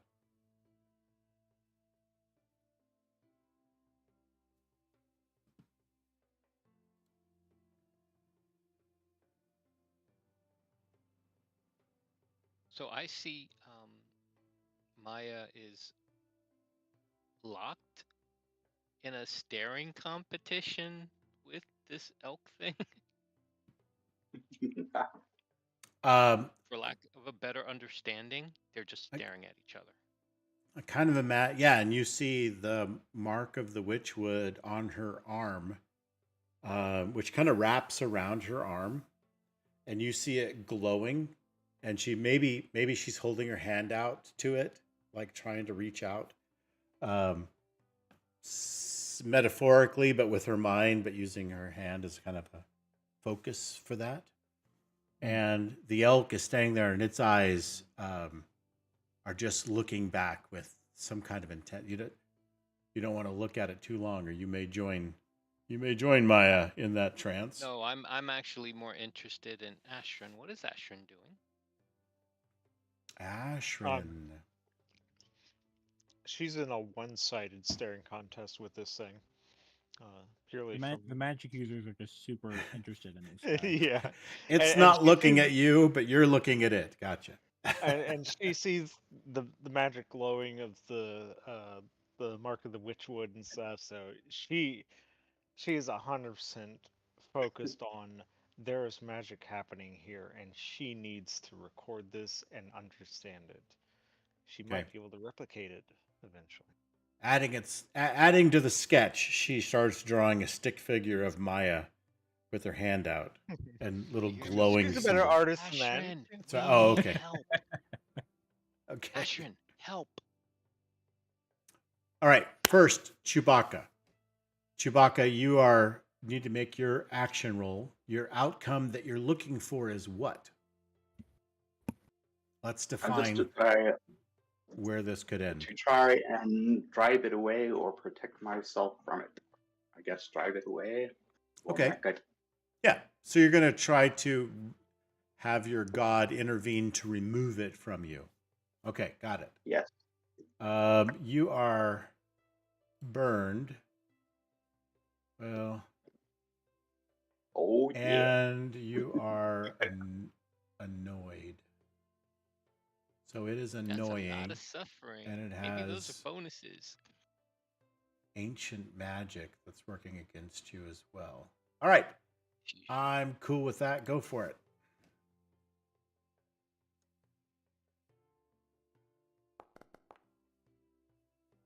All right. With a 7, you get success with consequences. So I wouldn't have it any other way. with a power of 1, I will let you reduce. I'm going to reduce your slowed by 1. Unfortunately, that is not going to help you. Even if I add 1 to slowed, you become slowed 3 as it gets heavier and heavier. Jared, you see your team. You're kind of looking over as a general over his battlefield. Maya, all practically out of the fight, trying to commune with this creature and somehow getting locked into a measure of awe as Maya perhaps senses the greatest power being still out there in the field against her. She may lose this fight. We'll see if there's a fight going on at all. Maybe it's a willing communion. Chewbacca falling to the ground, the thing screaming on its back still. Ashrin taking avid Copious notes. notes? Yes. Yep. Making notes of everything she needs to learn from this. The elk takes a couple more steps. And Jared, this will be for you. Let's see.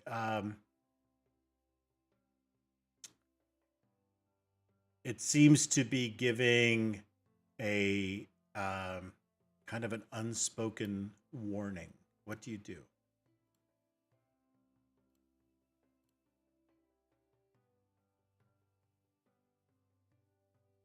Unspoken warning. What is? I try to understand what the warning means. Like What exactly is it's stepping towards you and it's kind of snorting and kind of like it may charge. But you feel this Feign. I feign, this- so if it does charge, I will be ready to attack. Okay. All right. What you feel rip through you right now is a great fear begins to fill you.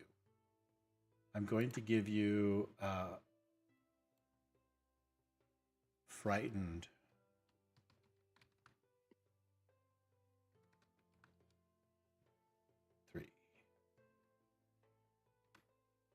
So you're kind of getting ready to dodge or juke or something to get out of the way if it charges, like a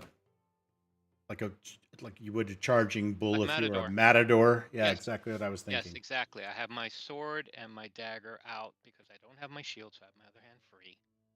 Something's going to connect on this. Yeah. So you begin to you're kind of calculating your juke. You're getting ready, right?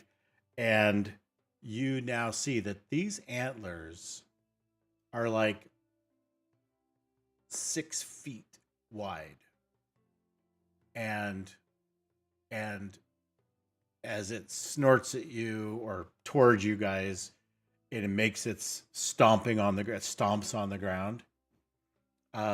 You feel some strange fear. You're pretty tough on the battlefield, but you feel like this guy is letting you know, he's like telegraphing his intentions that he will do some harm if you stay there. You feel a very strong urge to leave. Hey, that's Ashrin, fine. If I have a very strong urge to leave, I start walking. But I don't drop my weapon and I don't take my eyes off of it. yeah. So I grab Maya as I'm walking by. okay. All right. So Pull her let's off. yep. Let's see if you'll have to kind of wrestle with her because she's in the middle of Make some this friends. awe-inspiring moment of um When I dealing lean with over this creature. Maya, I Mhm. just say, "Time to go," Okay. and I put my shoulder into her to lift her All right. like a potato Let's sack. have a roll for that. Okay.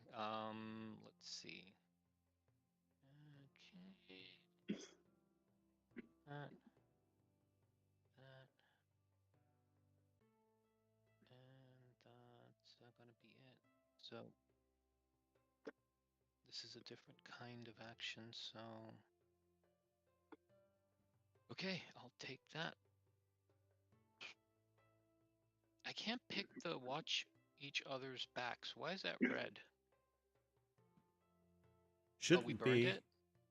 Oh, yeah, it's a crew tag or a fellowship tag. So those are one use tags. Oh, okay. All right. All right. You'll have to do something during camping to unburn it. Okay. And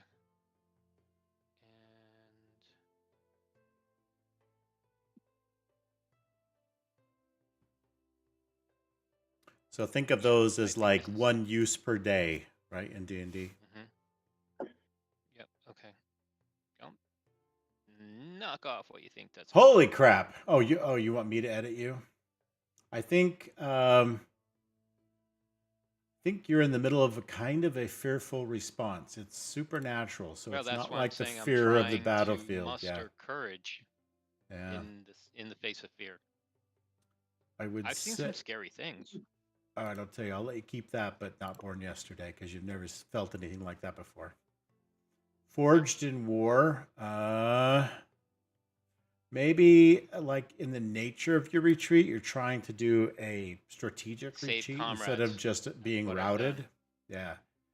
Mhm. Gruff. You're trying to be gruff with Maya. Yeah.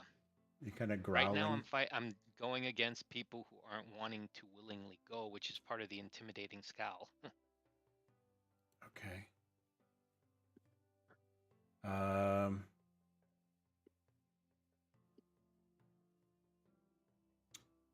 I, you actually have a thing that says nothing gets to you, but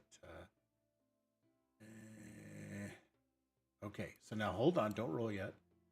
You are No, no. frightened and gashed, so we're gonna let frightened got be the a biggest slew of of your things. statuses. I'm gonna give you nightmares, and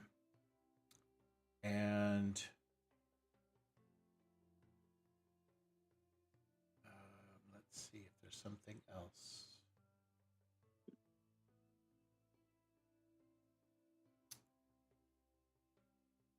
The outcome you're looking for is to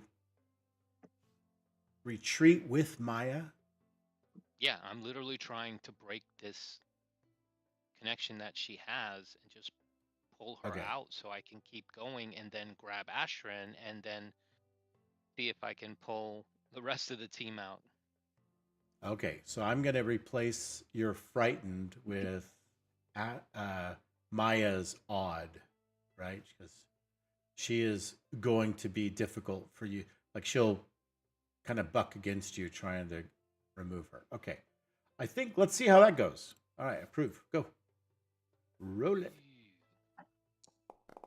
All right, so with a power of 3, you're going to get mixed success.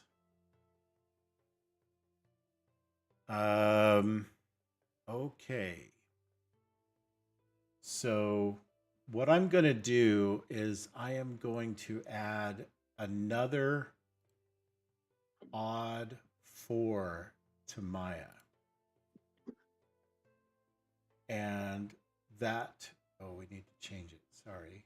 Oh man. Oh man.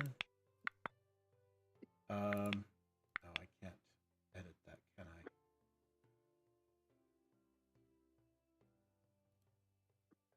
Okay.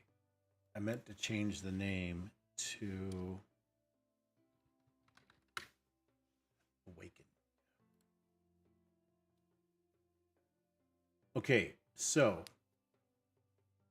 Maya, something is happening within you. You have effectively been taken out of the fight.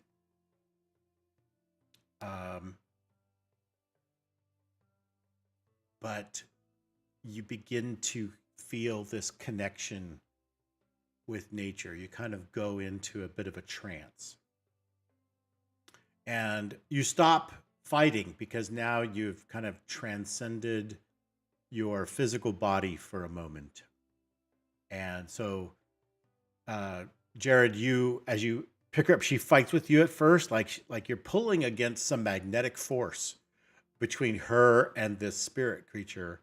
And you actually pick her up, and suddenly that it's like the magnet lets loose, and so you grab her and you can kind of drag her off without her like stopping you in any way. Cool. That's fine. As I pass my shield, I reach down and grab it with my other hand and keep moving. So I think that's enough for your mixed success. You're gashed, frightened, slowed. So you're just having a rough time. You're wounded, and you have Ashran, a little you have help a here. dude on your leg. You have a screaming Mimi on your Nope, leg. came off the leg. Oh, then what? You shouldn't still be That's slowed. how I got the gash 3. Okay. I thought another one No, jumped up in front of you, and you tried to use your shield, and you lost your shield. that And was the deer. No. No, Before the deer even one of- showed up. Yeah, one of them attached to your arm, and Oh, that's why arm. you broke It's the on your shield. arm. That's it. It's there. Really? It's yes. I missed that. Yeah, it's on. It got past your shield and latched onto your shield arm, and you ended up dropping your shield. Remember, you said, "I want to go back and get it."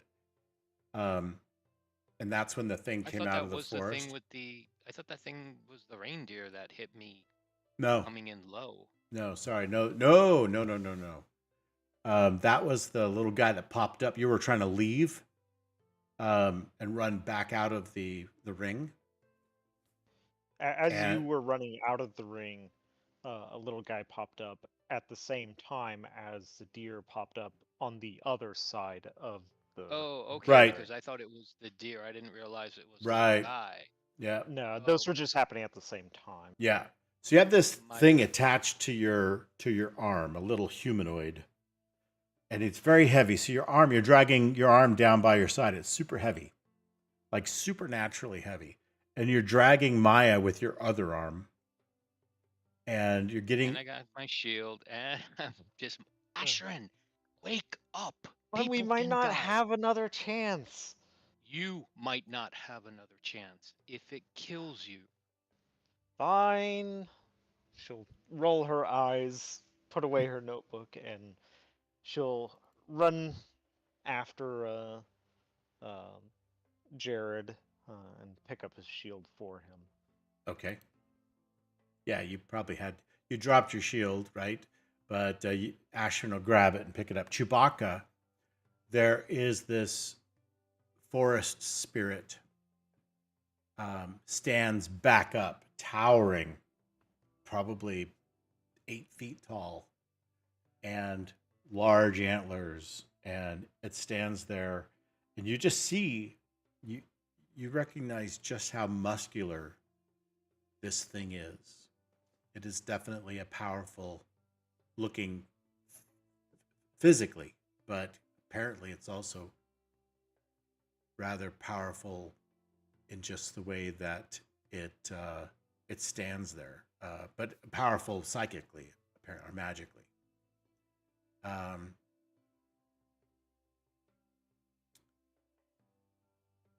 Tonka, It's leaving.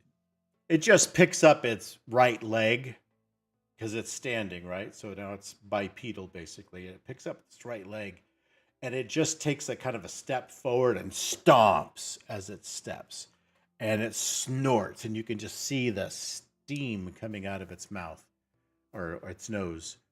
It is looking like it is, and as it does so, you kind of just see all around it these magical waves emanating from it, like rippling the scenery around it.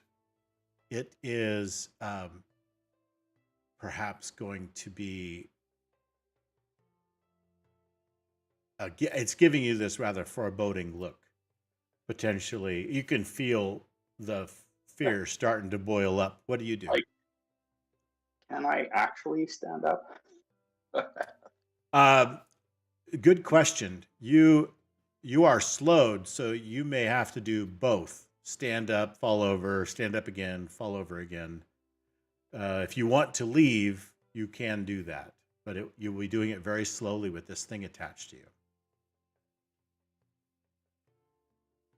I get up onto my knees and I look up at the being and I'm like, "Peace, O great spirit. I didn't know that I was trespassing on your domain. Okay, I'm cool. going to leave Do if a I am able to." mitigation. Yeah, do a mitigation roll then on the incoming frightened status that we're going to lay on you. So try that.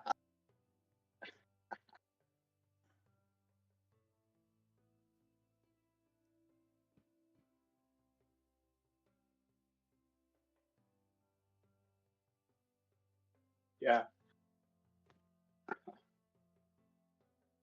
I'm not sure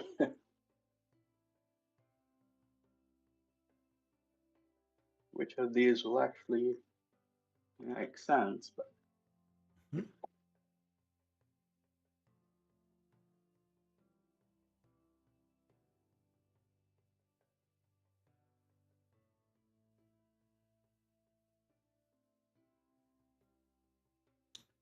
Well, don't use it if you don't feel like it directly applies. That's the main rule here. So you're going to burn a tag. You got to burn that after you select it for the roll. So unburn it. And then during the roll, you'll see a place where you can burn it. After I approve everything, before you actually continue through to the roll itself, there'll be a place for you to burn it. okay. Yep. All right, so choose your tags, hit execute move, and okay. Well, all right, and then stand fast. I'm not sure how stand fast would apply your. Yeah, as far as It's part of the Use your mercenary staff. thing, and it's Use your basically staff to help you walk. you're resisting the that's a good idea. fear. No, that makes sense. No, I'm cool with that. And I think that I think I'm going to give you your weakness tag as a bonus instead, as a power tag instead. I'm not sure on shaken faith necessarily. I like compassion for all, but I'm not sure ashram has anything to do with this. And so this is a and you have this annoying screaming going on as a distraction. I think that looks good there. So I'm going to approve those, and then you can now burn. You'll see where it says burn a tag. It's like a drop down. And you click on it and drop it down and burn the tag that you want to burn. That'll give you the +3 on your roll.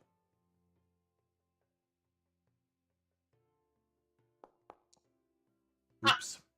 Oops. Keep getting low rolls. All right, Chewbacca. I'm going to give you frightened 3. And when it makes it clear as it does its little bugle. You've heard an elk bugle. It's like that, but it's like 2 octaves lower. So it sounds more like maybe like a tiger roaring, right? So I'm going to give you frightened 3 for your consequence. All right. So you beat feet as best you can. You fall several times while you're trying, like you almost wet yourself, and you just get up and go. Right? We'll save you from that embarrassment. However, I you guess you are to frighten 4, will I wet myself? yes, probably frightened 5. Frightened 5, you go to a catatonic state. All right. So with that, you guys retreat. Now you have to figure out what to do with these things that are attached to you. Ashran, I want you to make some kind of a discovery roll to see if you've noticed anything about these creatures, and go ahead and make a tracked roll for that, so I can decide some different details about these creatures that maybe you might have noticed.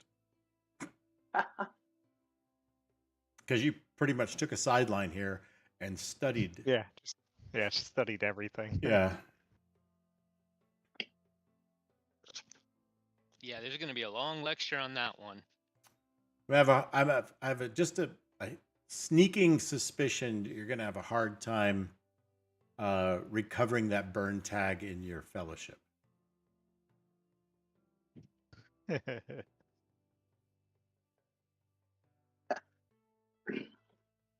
Ashwin, who took no statuses, amazingly. Who took no action other than being a Yeah. scribe. Right. You'll So I thank her think later. curious, notes in your notebook, studying magic, attention to detail. Those are all really good. Let me see if there's something else I can give you that might offset that a little bit. I'm going to put some of this ancient magic, which isn't necessarily your flavor of magic, against you. So I'll let you do that. Go ahead. So with the power of 3, let's see if you make it. Oh, ta-da. All right. So these are cute little buggers, and they have kind of this look of being bearded children, right? Maybe they're like short beards, right? Not long flowing ones. And so you get the impression that maybe you might be able to tickle them.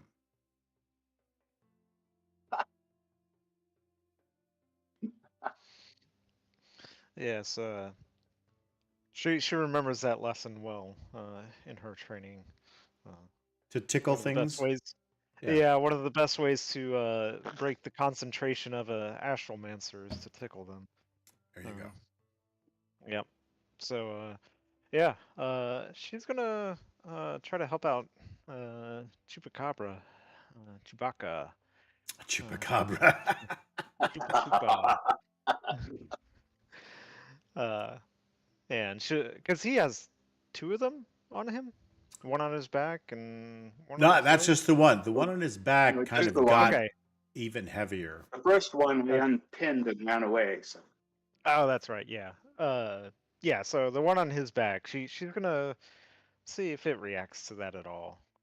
Okay. All right. Well, go ahead and use some of those other tags. Like, see what you can come up with to try this out.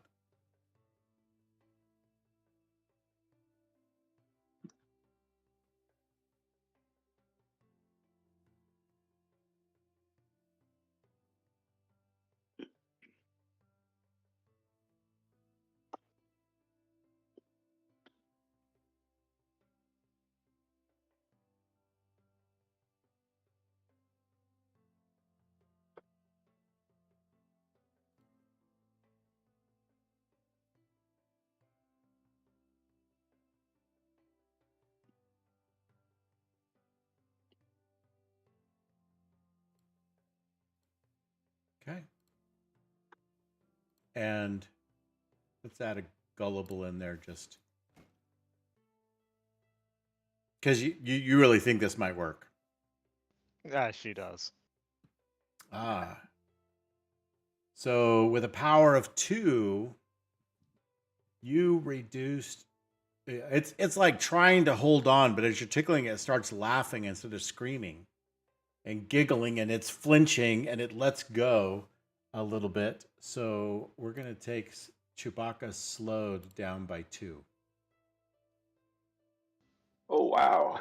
She'll kind of tell the group, I think they're ticklish. All right. So with that, we'll Like hand little kids. wave. We'll hand Wait. wave the rolling, and you will eventually be able to get them off of you. And when you do, they'll drop down to the ground and just kind of somersault and roll and run for some place Scurry where they through can grass. hide. Yeah, they just like disappear, right? They'll get away. All right, so we can close this scene and kind of move to the next. I am going to go ahead and get rid of your frightened statuses. I'm going to leave you actually down to just frightened 1 for those who were, whoops, that didn't work. There we go. Frightened 1 for Chewbacca. -2, frightened 1 for Marshall Jared. Maya is not affected, and slowed goes away. Okay, so I think I've cleaned up your tags. Whoops, Chewbacca. You'll eventually get rid of that. Slowed. All right. So Chewbacca, Anyone have some first aid? you are still left Definitely. burned. Mhm. And I'm Burned gashed. and feeling still a little frightened about the crazy things that you've seen. You're pretty sure you've never encountered anything like that before. This is not like war. That was messed up, right? So Oh yeah. this is not your typical, these 3 brigands have attacked you from the bushes. This was some kind of magical nonsense that kind of left you a little worried. But gashed 3, burned 1, and Maya in a trance of some sort. Ashern is going to be glued to Maya and be trying to shake her awake because she's got a lot of questions. Okay, Maya, this is a potentially transformative moment for your character a little bit. Uh-oh. You've been taken out of the fight in sheer awe of nature. You communed using your Mark's magic, which is related to the Witchwood, another place of nature. How do you feel? What's happening to Maya right now in this trance-like state that she's in? Did she connect with the creature at all? Like learn anything about it, or Not necessarily about the creature itself, but you did gain a very vivid understanding that this is a powerful spirit of nature, of the wild. Perhaps even like as in the wild hunt, meaning that this is a protector of nature and called to protect these gnomish creatures that you stumbled upon and invaded their fairy circle. And so you feel kind of punished and enlightened. I don't know where your theology lies. We haven't really established that about your character in any way, but I imagine that it's rooted in your witch magic, right? Something along those lines, your family line, and the magic that they bear through the mark of the woods. So all you really learned is that this is a forest spirit and a very, very powerful one. This potentially could awaken more of your Mark's magic, that sort of thing. yeah, I mean, if it feels like it's more knowledge or a connection, she's definitely going to try to open herself up to it. Okay. So your trait theme is eligible for another tag, as well as your skill or trade, which are both kind of nature oriented. So why don't you decide on some tags and then tell us that story as to how that happened? You take Toma back, who just kind of follows along as you guys run away.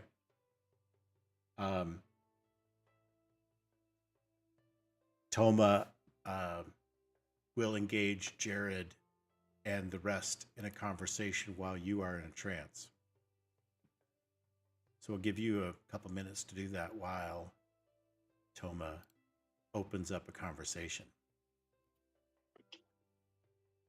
Ashran, I noticed you took no actions. Why is that? I took plenty of actions. Look at all the notes I took.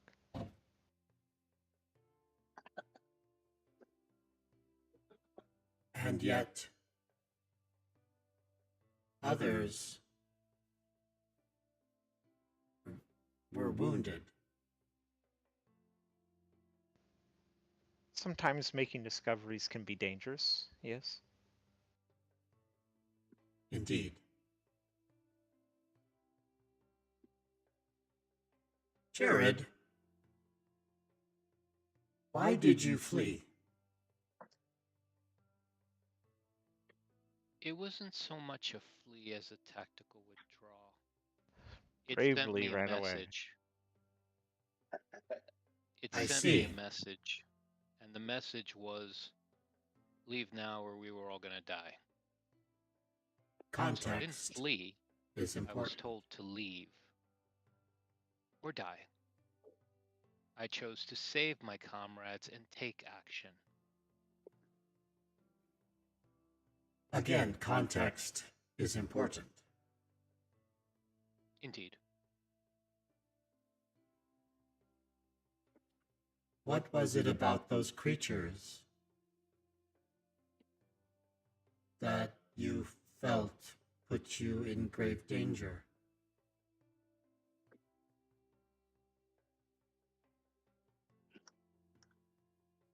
The little ones were numerous. We don't know how many actually would have continued coming. But that giant spirit guardian, that woodland guardian, that was something to fear. And fear is healthy. It is good to have a healthy fear of things. Fear should not prevent you from taking action, but you should have it. You'll live longer. We do not fear. We have lived a long time. Your fear is in the unknown. You did not know how many small creatures were there, so you feared that there were too many. You did not engage the forest spirit because you feared it would harm you. But that was unknown. True. You fear the unknown. Why?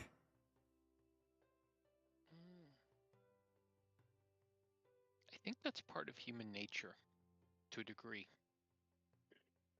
To a We do greater or not lesser fear. degree. We do not fear. We want to understand fear.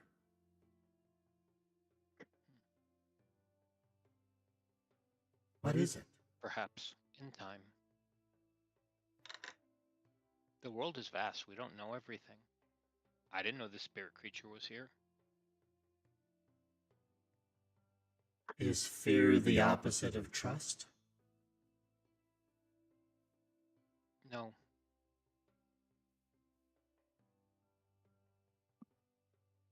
Chewbacca, you called upon Ashram,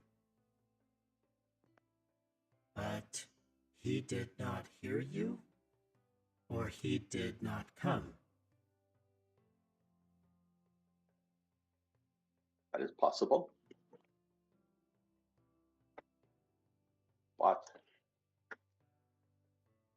in his defense, I think that's more of a problem with me and my faith.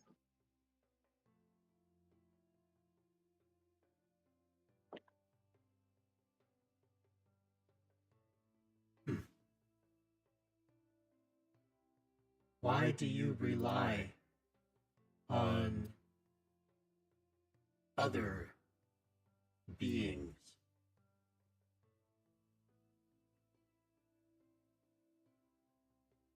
The strength of men is in its unity.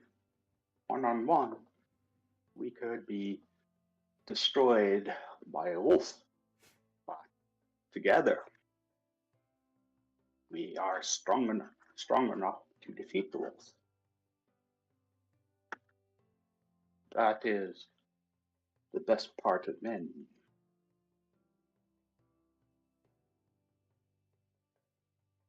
You find strength in the many. Yes. Like I And- said, community is how, and trust, it's how you build that strength.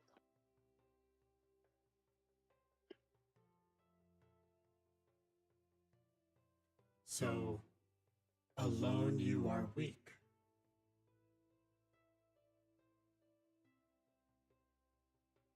Well, would be I can't those who would speak for argue that. everyone. There would be those who would argue against that. Sometimes the courage of the individual may be greater than many others, a collective whole. Yes, but that depends on the person himself and also what he is facing. True, but that's the dichotomy of human nature. You can get into Right. it. But another advantage to working together is that another human can help.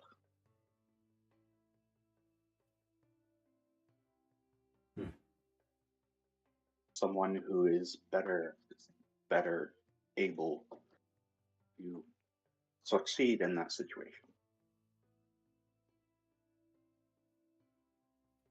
We will think on this. Does anyone have a Band-Aid?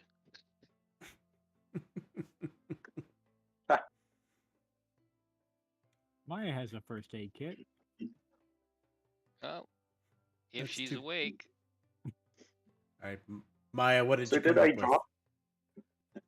Did I drop my quarter staff? No, I think you could have hung on to that. You weren't. You just had the weight on your back, and You had even to use it to falling, I walk, don't think. remember? Yeah, Yeah. but I was on my knees Yeah, and I needed. So,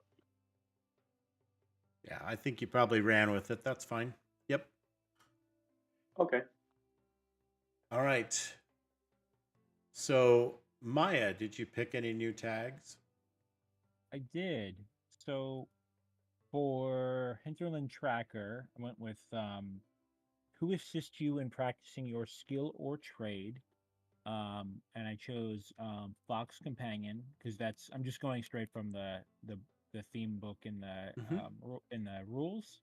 Mhm. And I'm thinking sort of that expanded awareness let Maya sort of reach out and perhaps not in this exact moment or in this specific scene, but some creature maybe hears that call is gonna seek her out, and then so she'll sort of have that connection, which is a little deeper than just sort of say training an Mhm. animal. Mhm.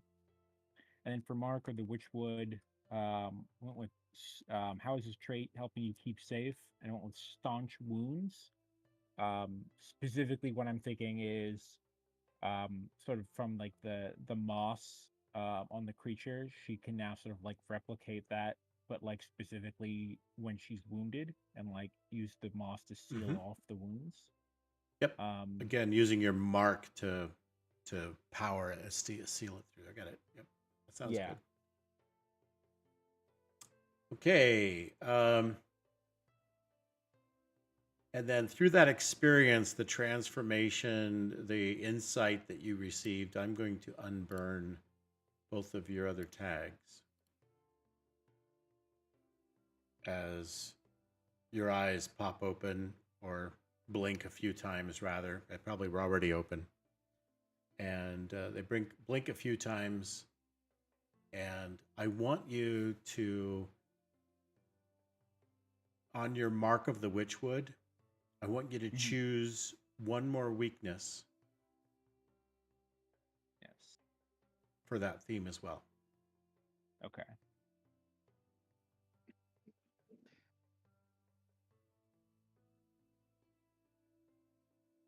Uh, For just- clarification, you had said I can do one more tag in either past or personality, correct?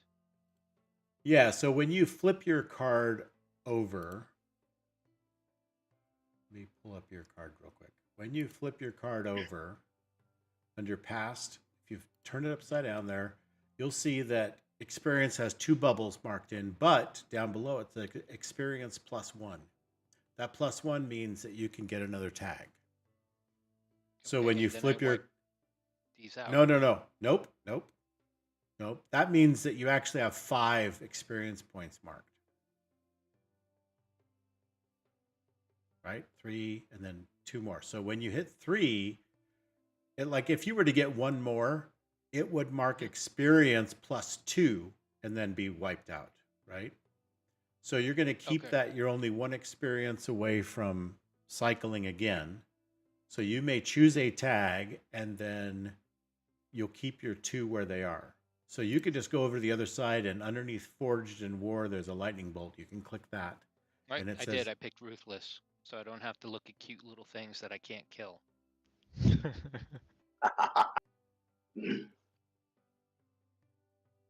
well, looks like you can do one more still then. How's that? Okay, and that is either between past or personality, correct? No, there's one more Just on past. past. Personality, you have 0 experience pending, but you have 1 that you can buy another tag with that. So under gruff, you can hit the lightning bolt and pick another one. Yeah, I see what you're saying. And when you do, that +1 should go away because you've bought another tag. That +1 that's on the back, it should Yep. go away. So maybe I missed it, and on past you had +2 down there. Smoldering, maybe. Let's see. Smoldering. That could be. I've been, yeah. Unexpected kindness.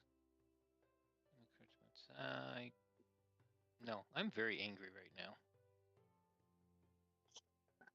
Smoldering rage. Okay. Cool. I All just right. had my butt handed to me by Bambi. Yep. So pick another tag in past, and we'll go from there.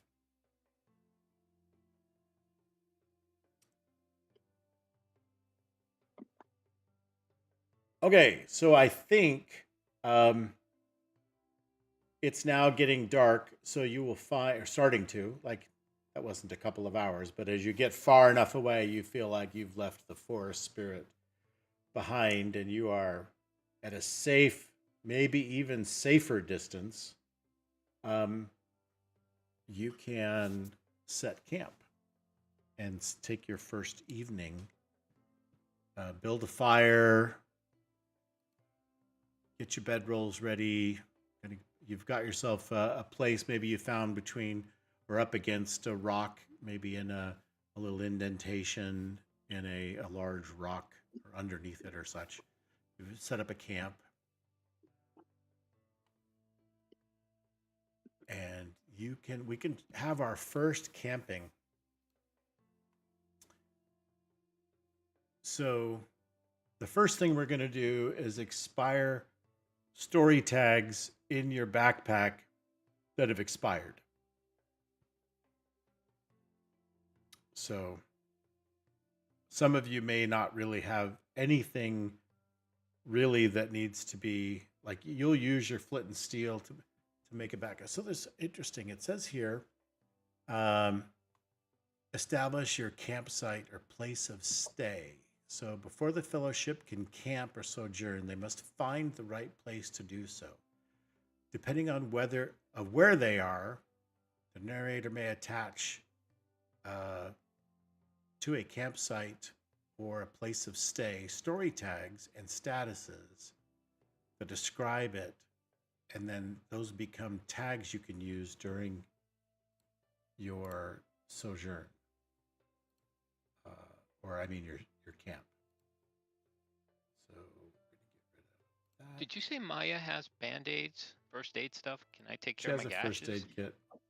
Yeah, that's Yeah. part of what you would do during your camping. So Okay. right now we will talk about. Let's give you some tags.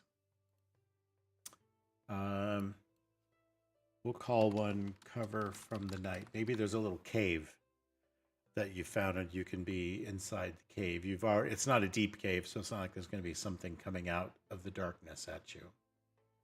So you can have cover from the night. Oh, I don't think I made that so you can see it.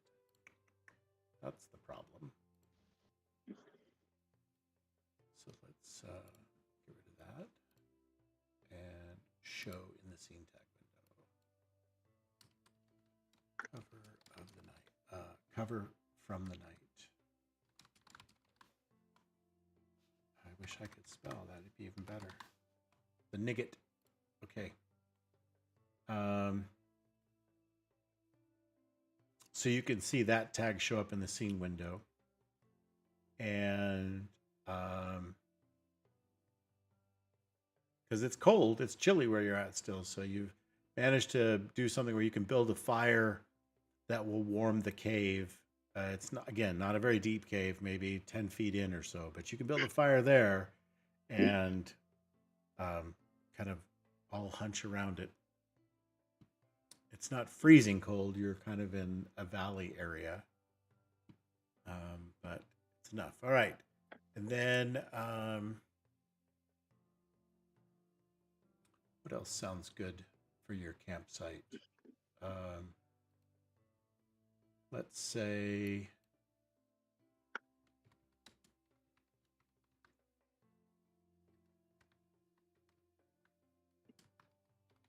all right, I'm going to give you a good vantage point so you can see if there's any incoming threats of any kind. You'll be able to see that. All right. So now it's time just to go around and describe how you are going to spend your time during this this night's camp. So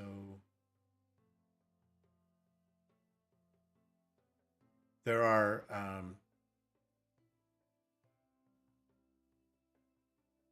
things you can do. One is to rest, where you work on expiring statuses. Another is reflect, where you get to mark improve on your character, so give yourself an experience point. Looks like those are the two things. Your character takes time to recover and rest, or your character takes time to internalize and process all they have been through, and they grow from it. The moment of reflection can be described as quiet contemplation, time under a starry sky, meditation, training, conversation, and so on. So you'll get to mark improve on any one of your themes or on the fellowship theme.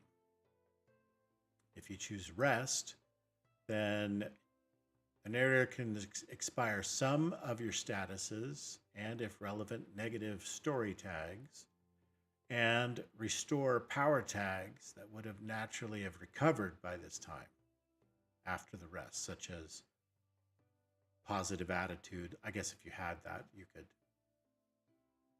expire that. Negative statuses like tired, hungry, bruised, gashed, Would that like sort of thing. watch each other's backs or something.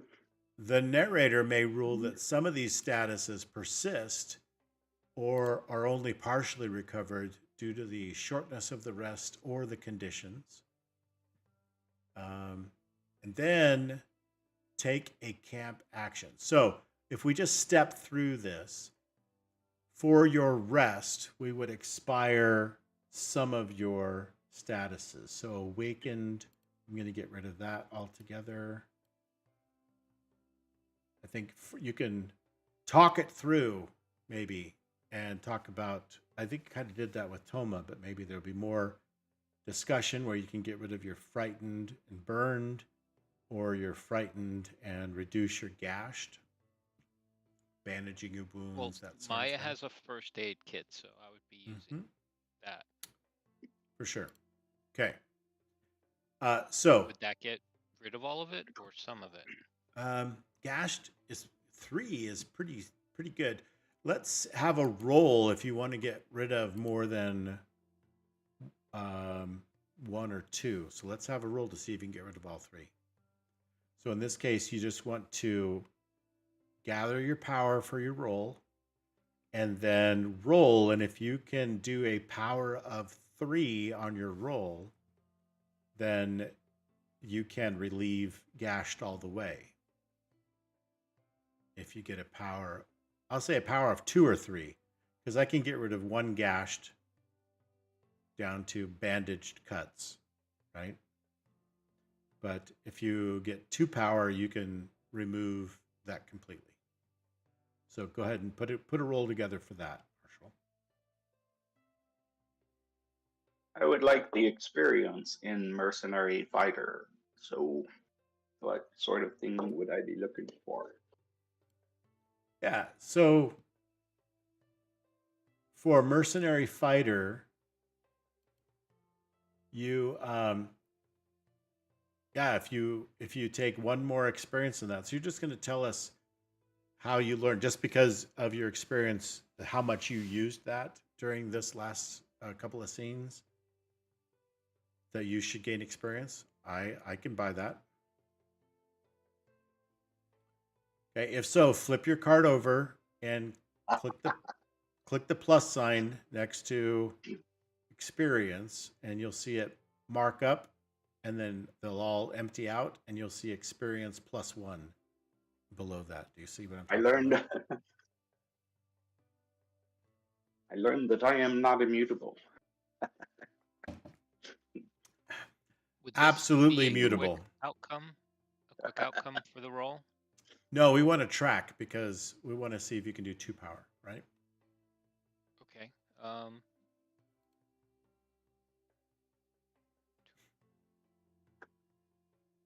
And I really don't have any tags that would be applicable to healing.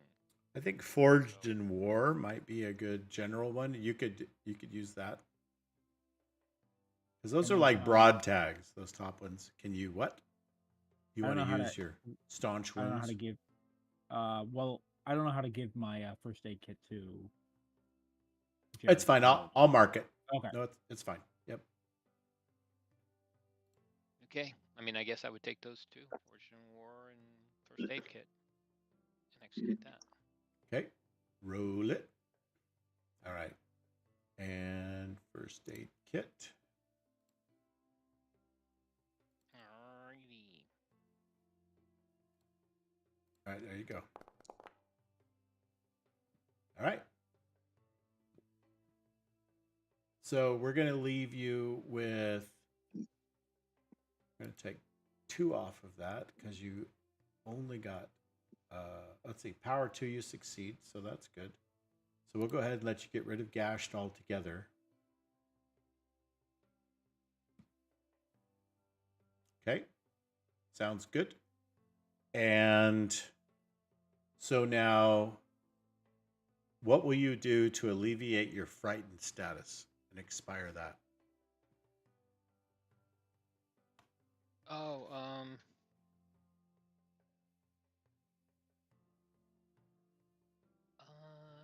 will. You don't have to be- roll. Just how Oh, in the okay. narrative, what will you do is to expire status? In So, the for narrative, example, I will continue explaining how fear is utilized by man, how it helps him to survive, how fear can be a lesson, can be a teaching moment, and just try to break it down for Toma so that in turn I am digesting it too and reinforcing my belief that this is okay. It's just one of those other moments on the battlefield that I got to live another day. mhm. Won't be the Okay. first thing I'll see in fear, won't be the last. All right, I'm cool with that. All right. Oh, Chewbacca, leather armor. So you're going to be. So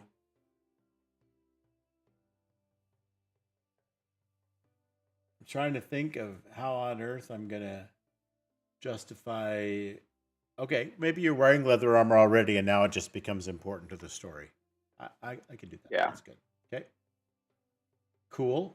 Ashrin, you don't really have any negative statuses.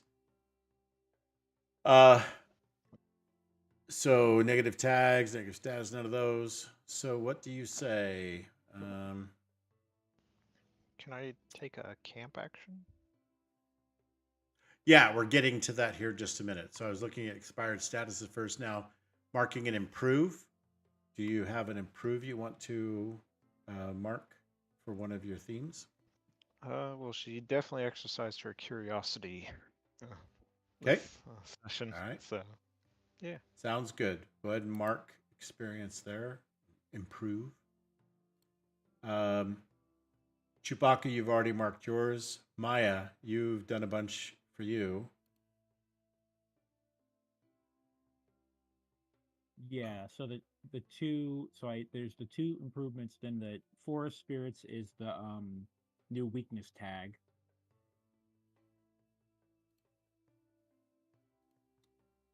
Yep. Okay. Yep, the tent was temporary, and then the attention gained, I that was my longbow.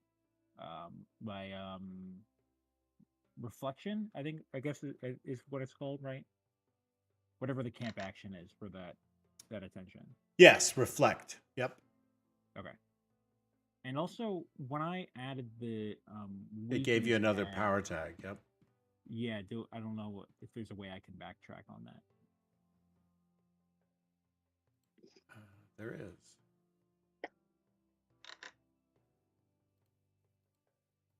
Nice. Okay.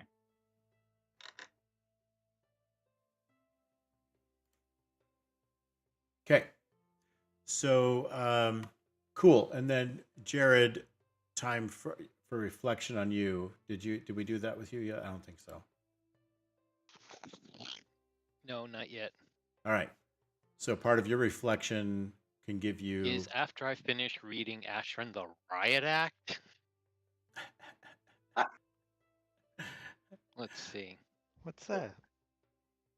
Oh, yeah. Next time you gotta raise your face from the book so that you'll be avoiding the arrow coming to your head. You cannot bury your head in a battlefield. It'll result with a dead scribe. Isn't that what you're there for? Not to be your meat shield. Be mindful, Ashran. You are part of a team. They count on you. If they can't count on you, battlefield can be a lonely place for that one person. I was doing something no one else could do. Yes, you're absolutely right. Stand there and watch our comrades die. She's sassy. No one died. Today. Okay. All right, you two, back to your corners. All right. Okay, so we finished that. So let's look at other camp actions. This is spend power. This would be when your character takes time to take up a camp duty or otherwise works or acts around the camp. Such things might be bandage, converse with a fellow hero, cook a hearty meal, craft and repair items. So this may be how your leather armor might come into play as well, just by the story, just the narrative. Entertain others with music, storytelling, or jokes. Hunt and forage. Prepare for the next part of the journey. Read and research. Scout ahead. Or stand watch. So any of those things that you might do to help with the camping itself, you can spend power to make a roll and create tags that you can put in your backpack, etc., to use moving forward. Things you might do like to prepare for the next day. So you get to count your power from your chosen action as you would for any other action in the scene. The condition of the camp may benefit you, like good vantage point, cover from the night. And then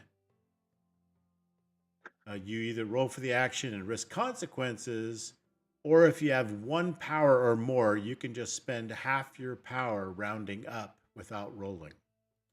So you could create a temporary tag by just saying, I'm going to cook a hearty meal, and we will then have this tag available to us, right? Or I'll make some food and stick it in my backpack as well, and we'll have that food for later, or whatever, right?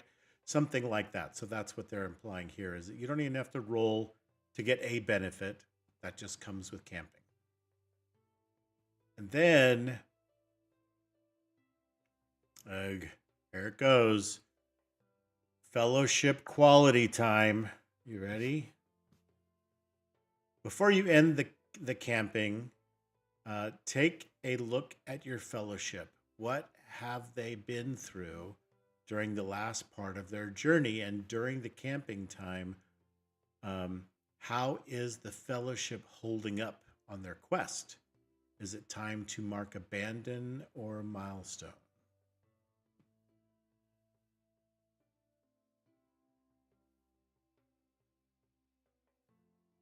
We didn't milestone.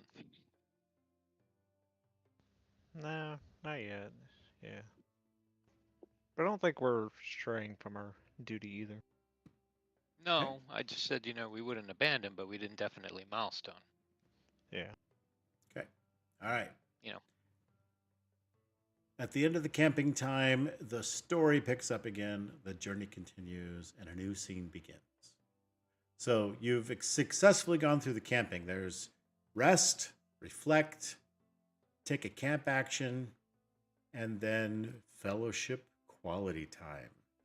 So do you think you can justify during your camping to unburn your watch each other's backs?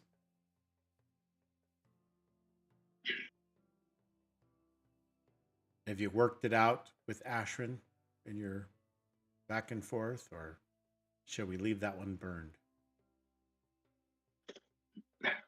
When I say leave it burned until I actually see her do something. It has to be a unanimous vote. So there's already 1 vote against, so it shall stay burned. All right, very good.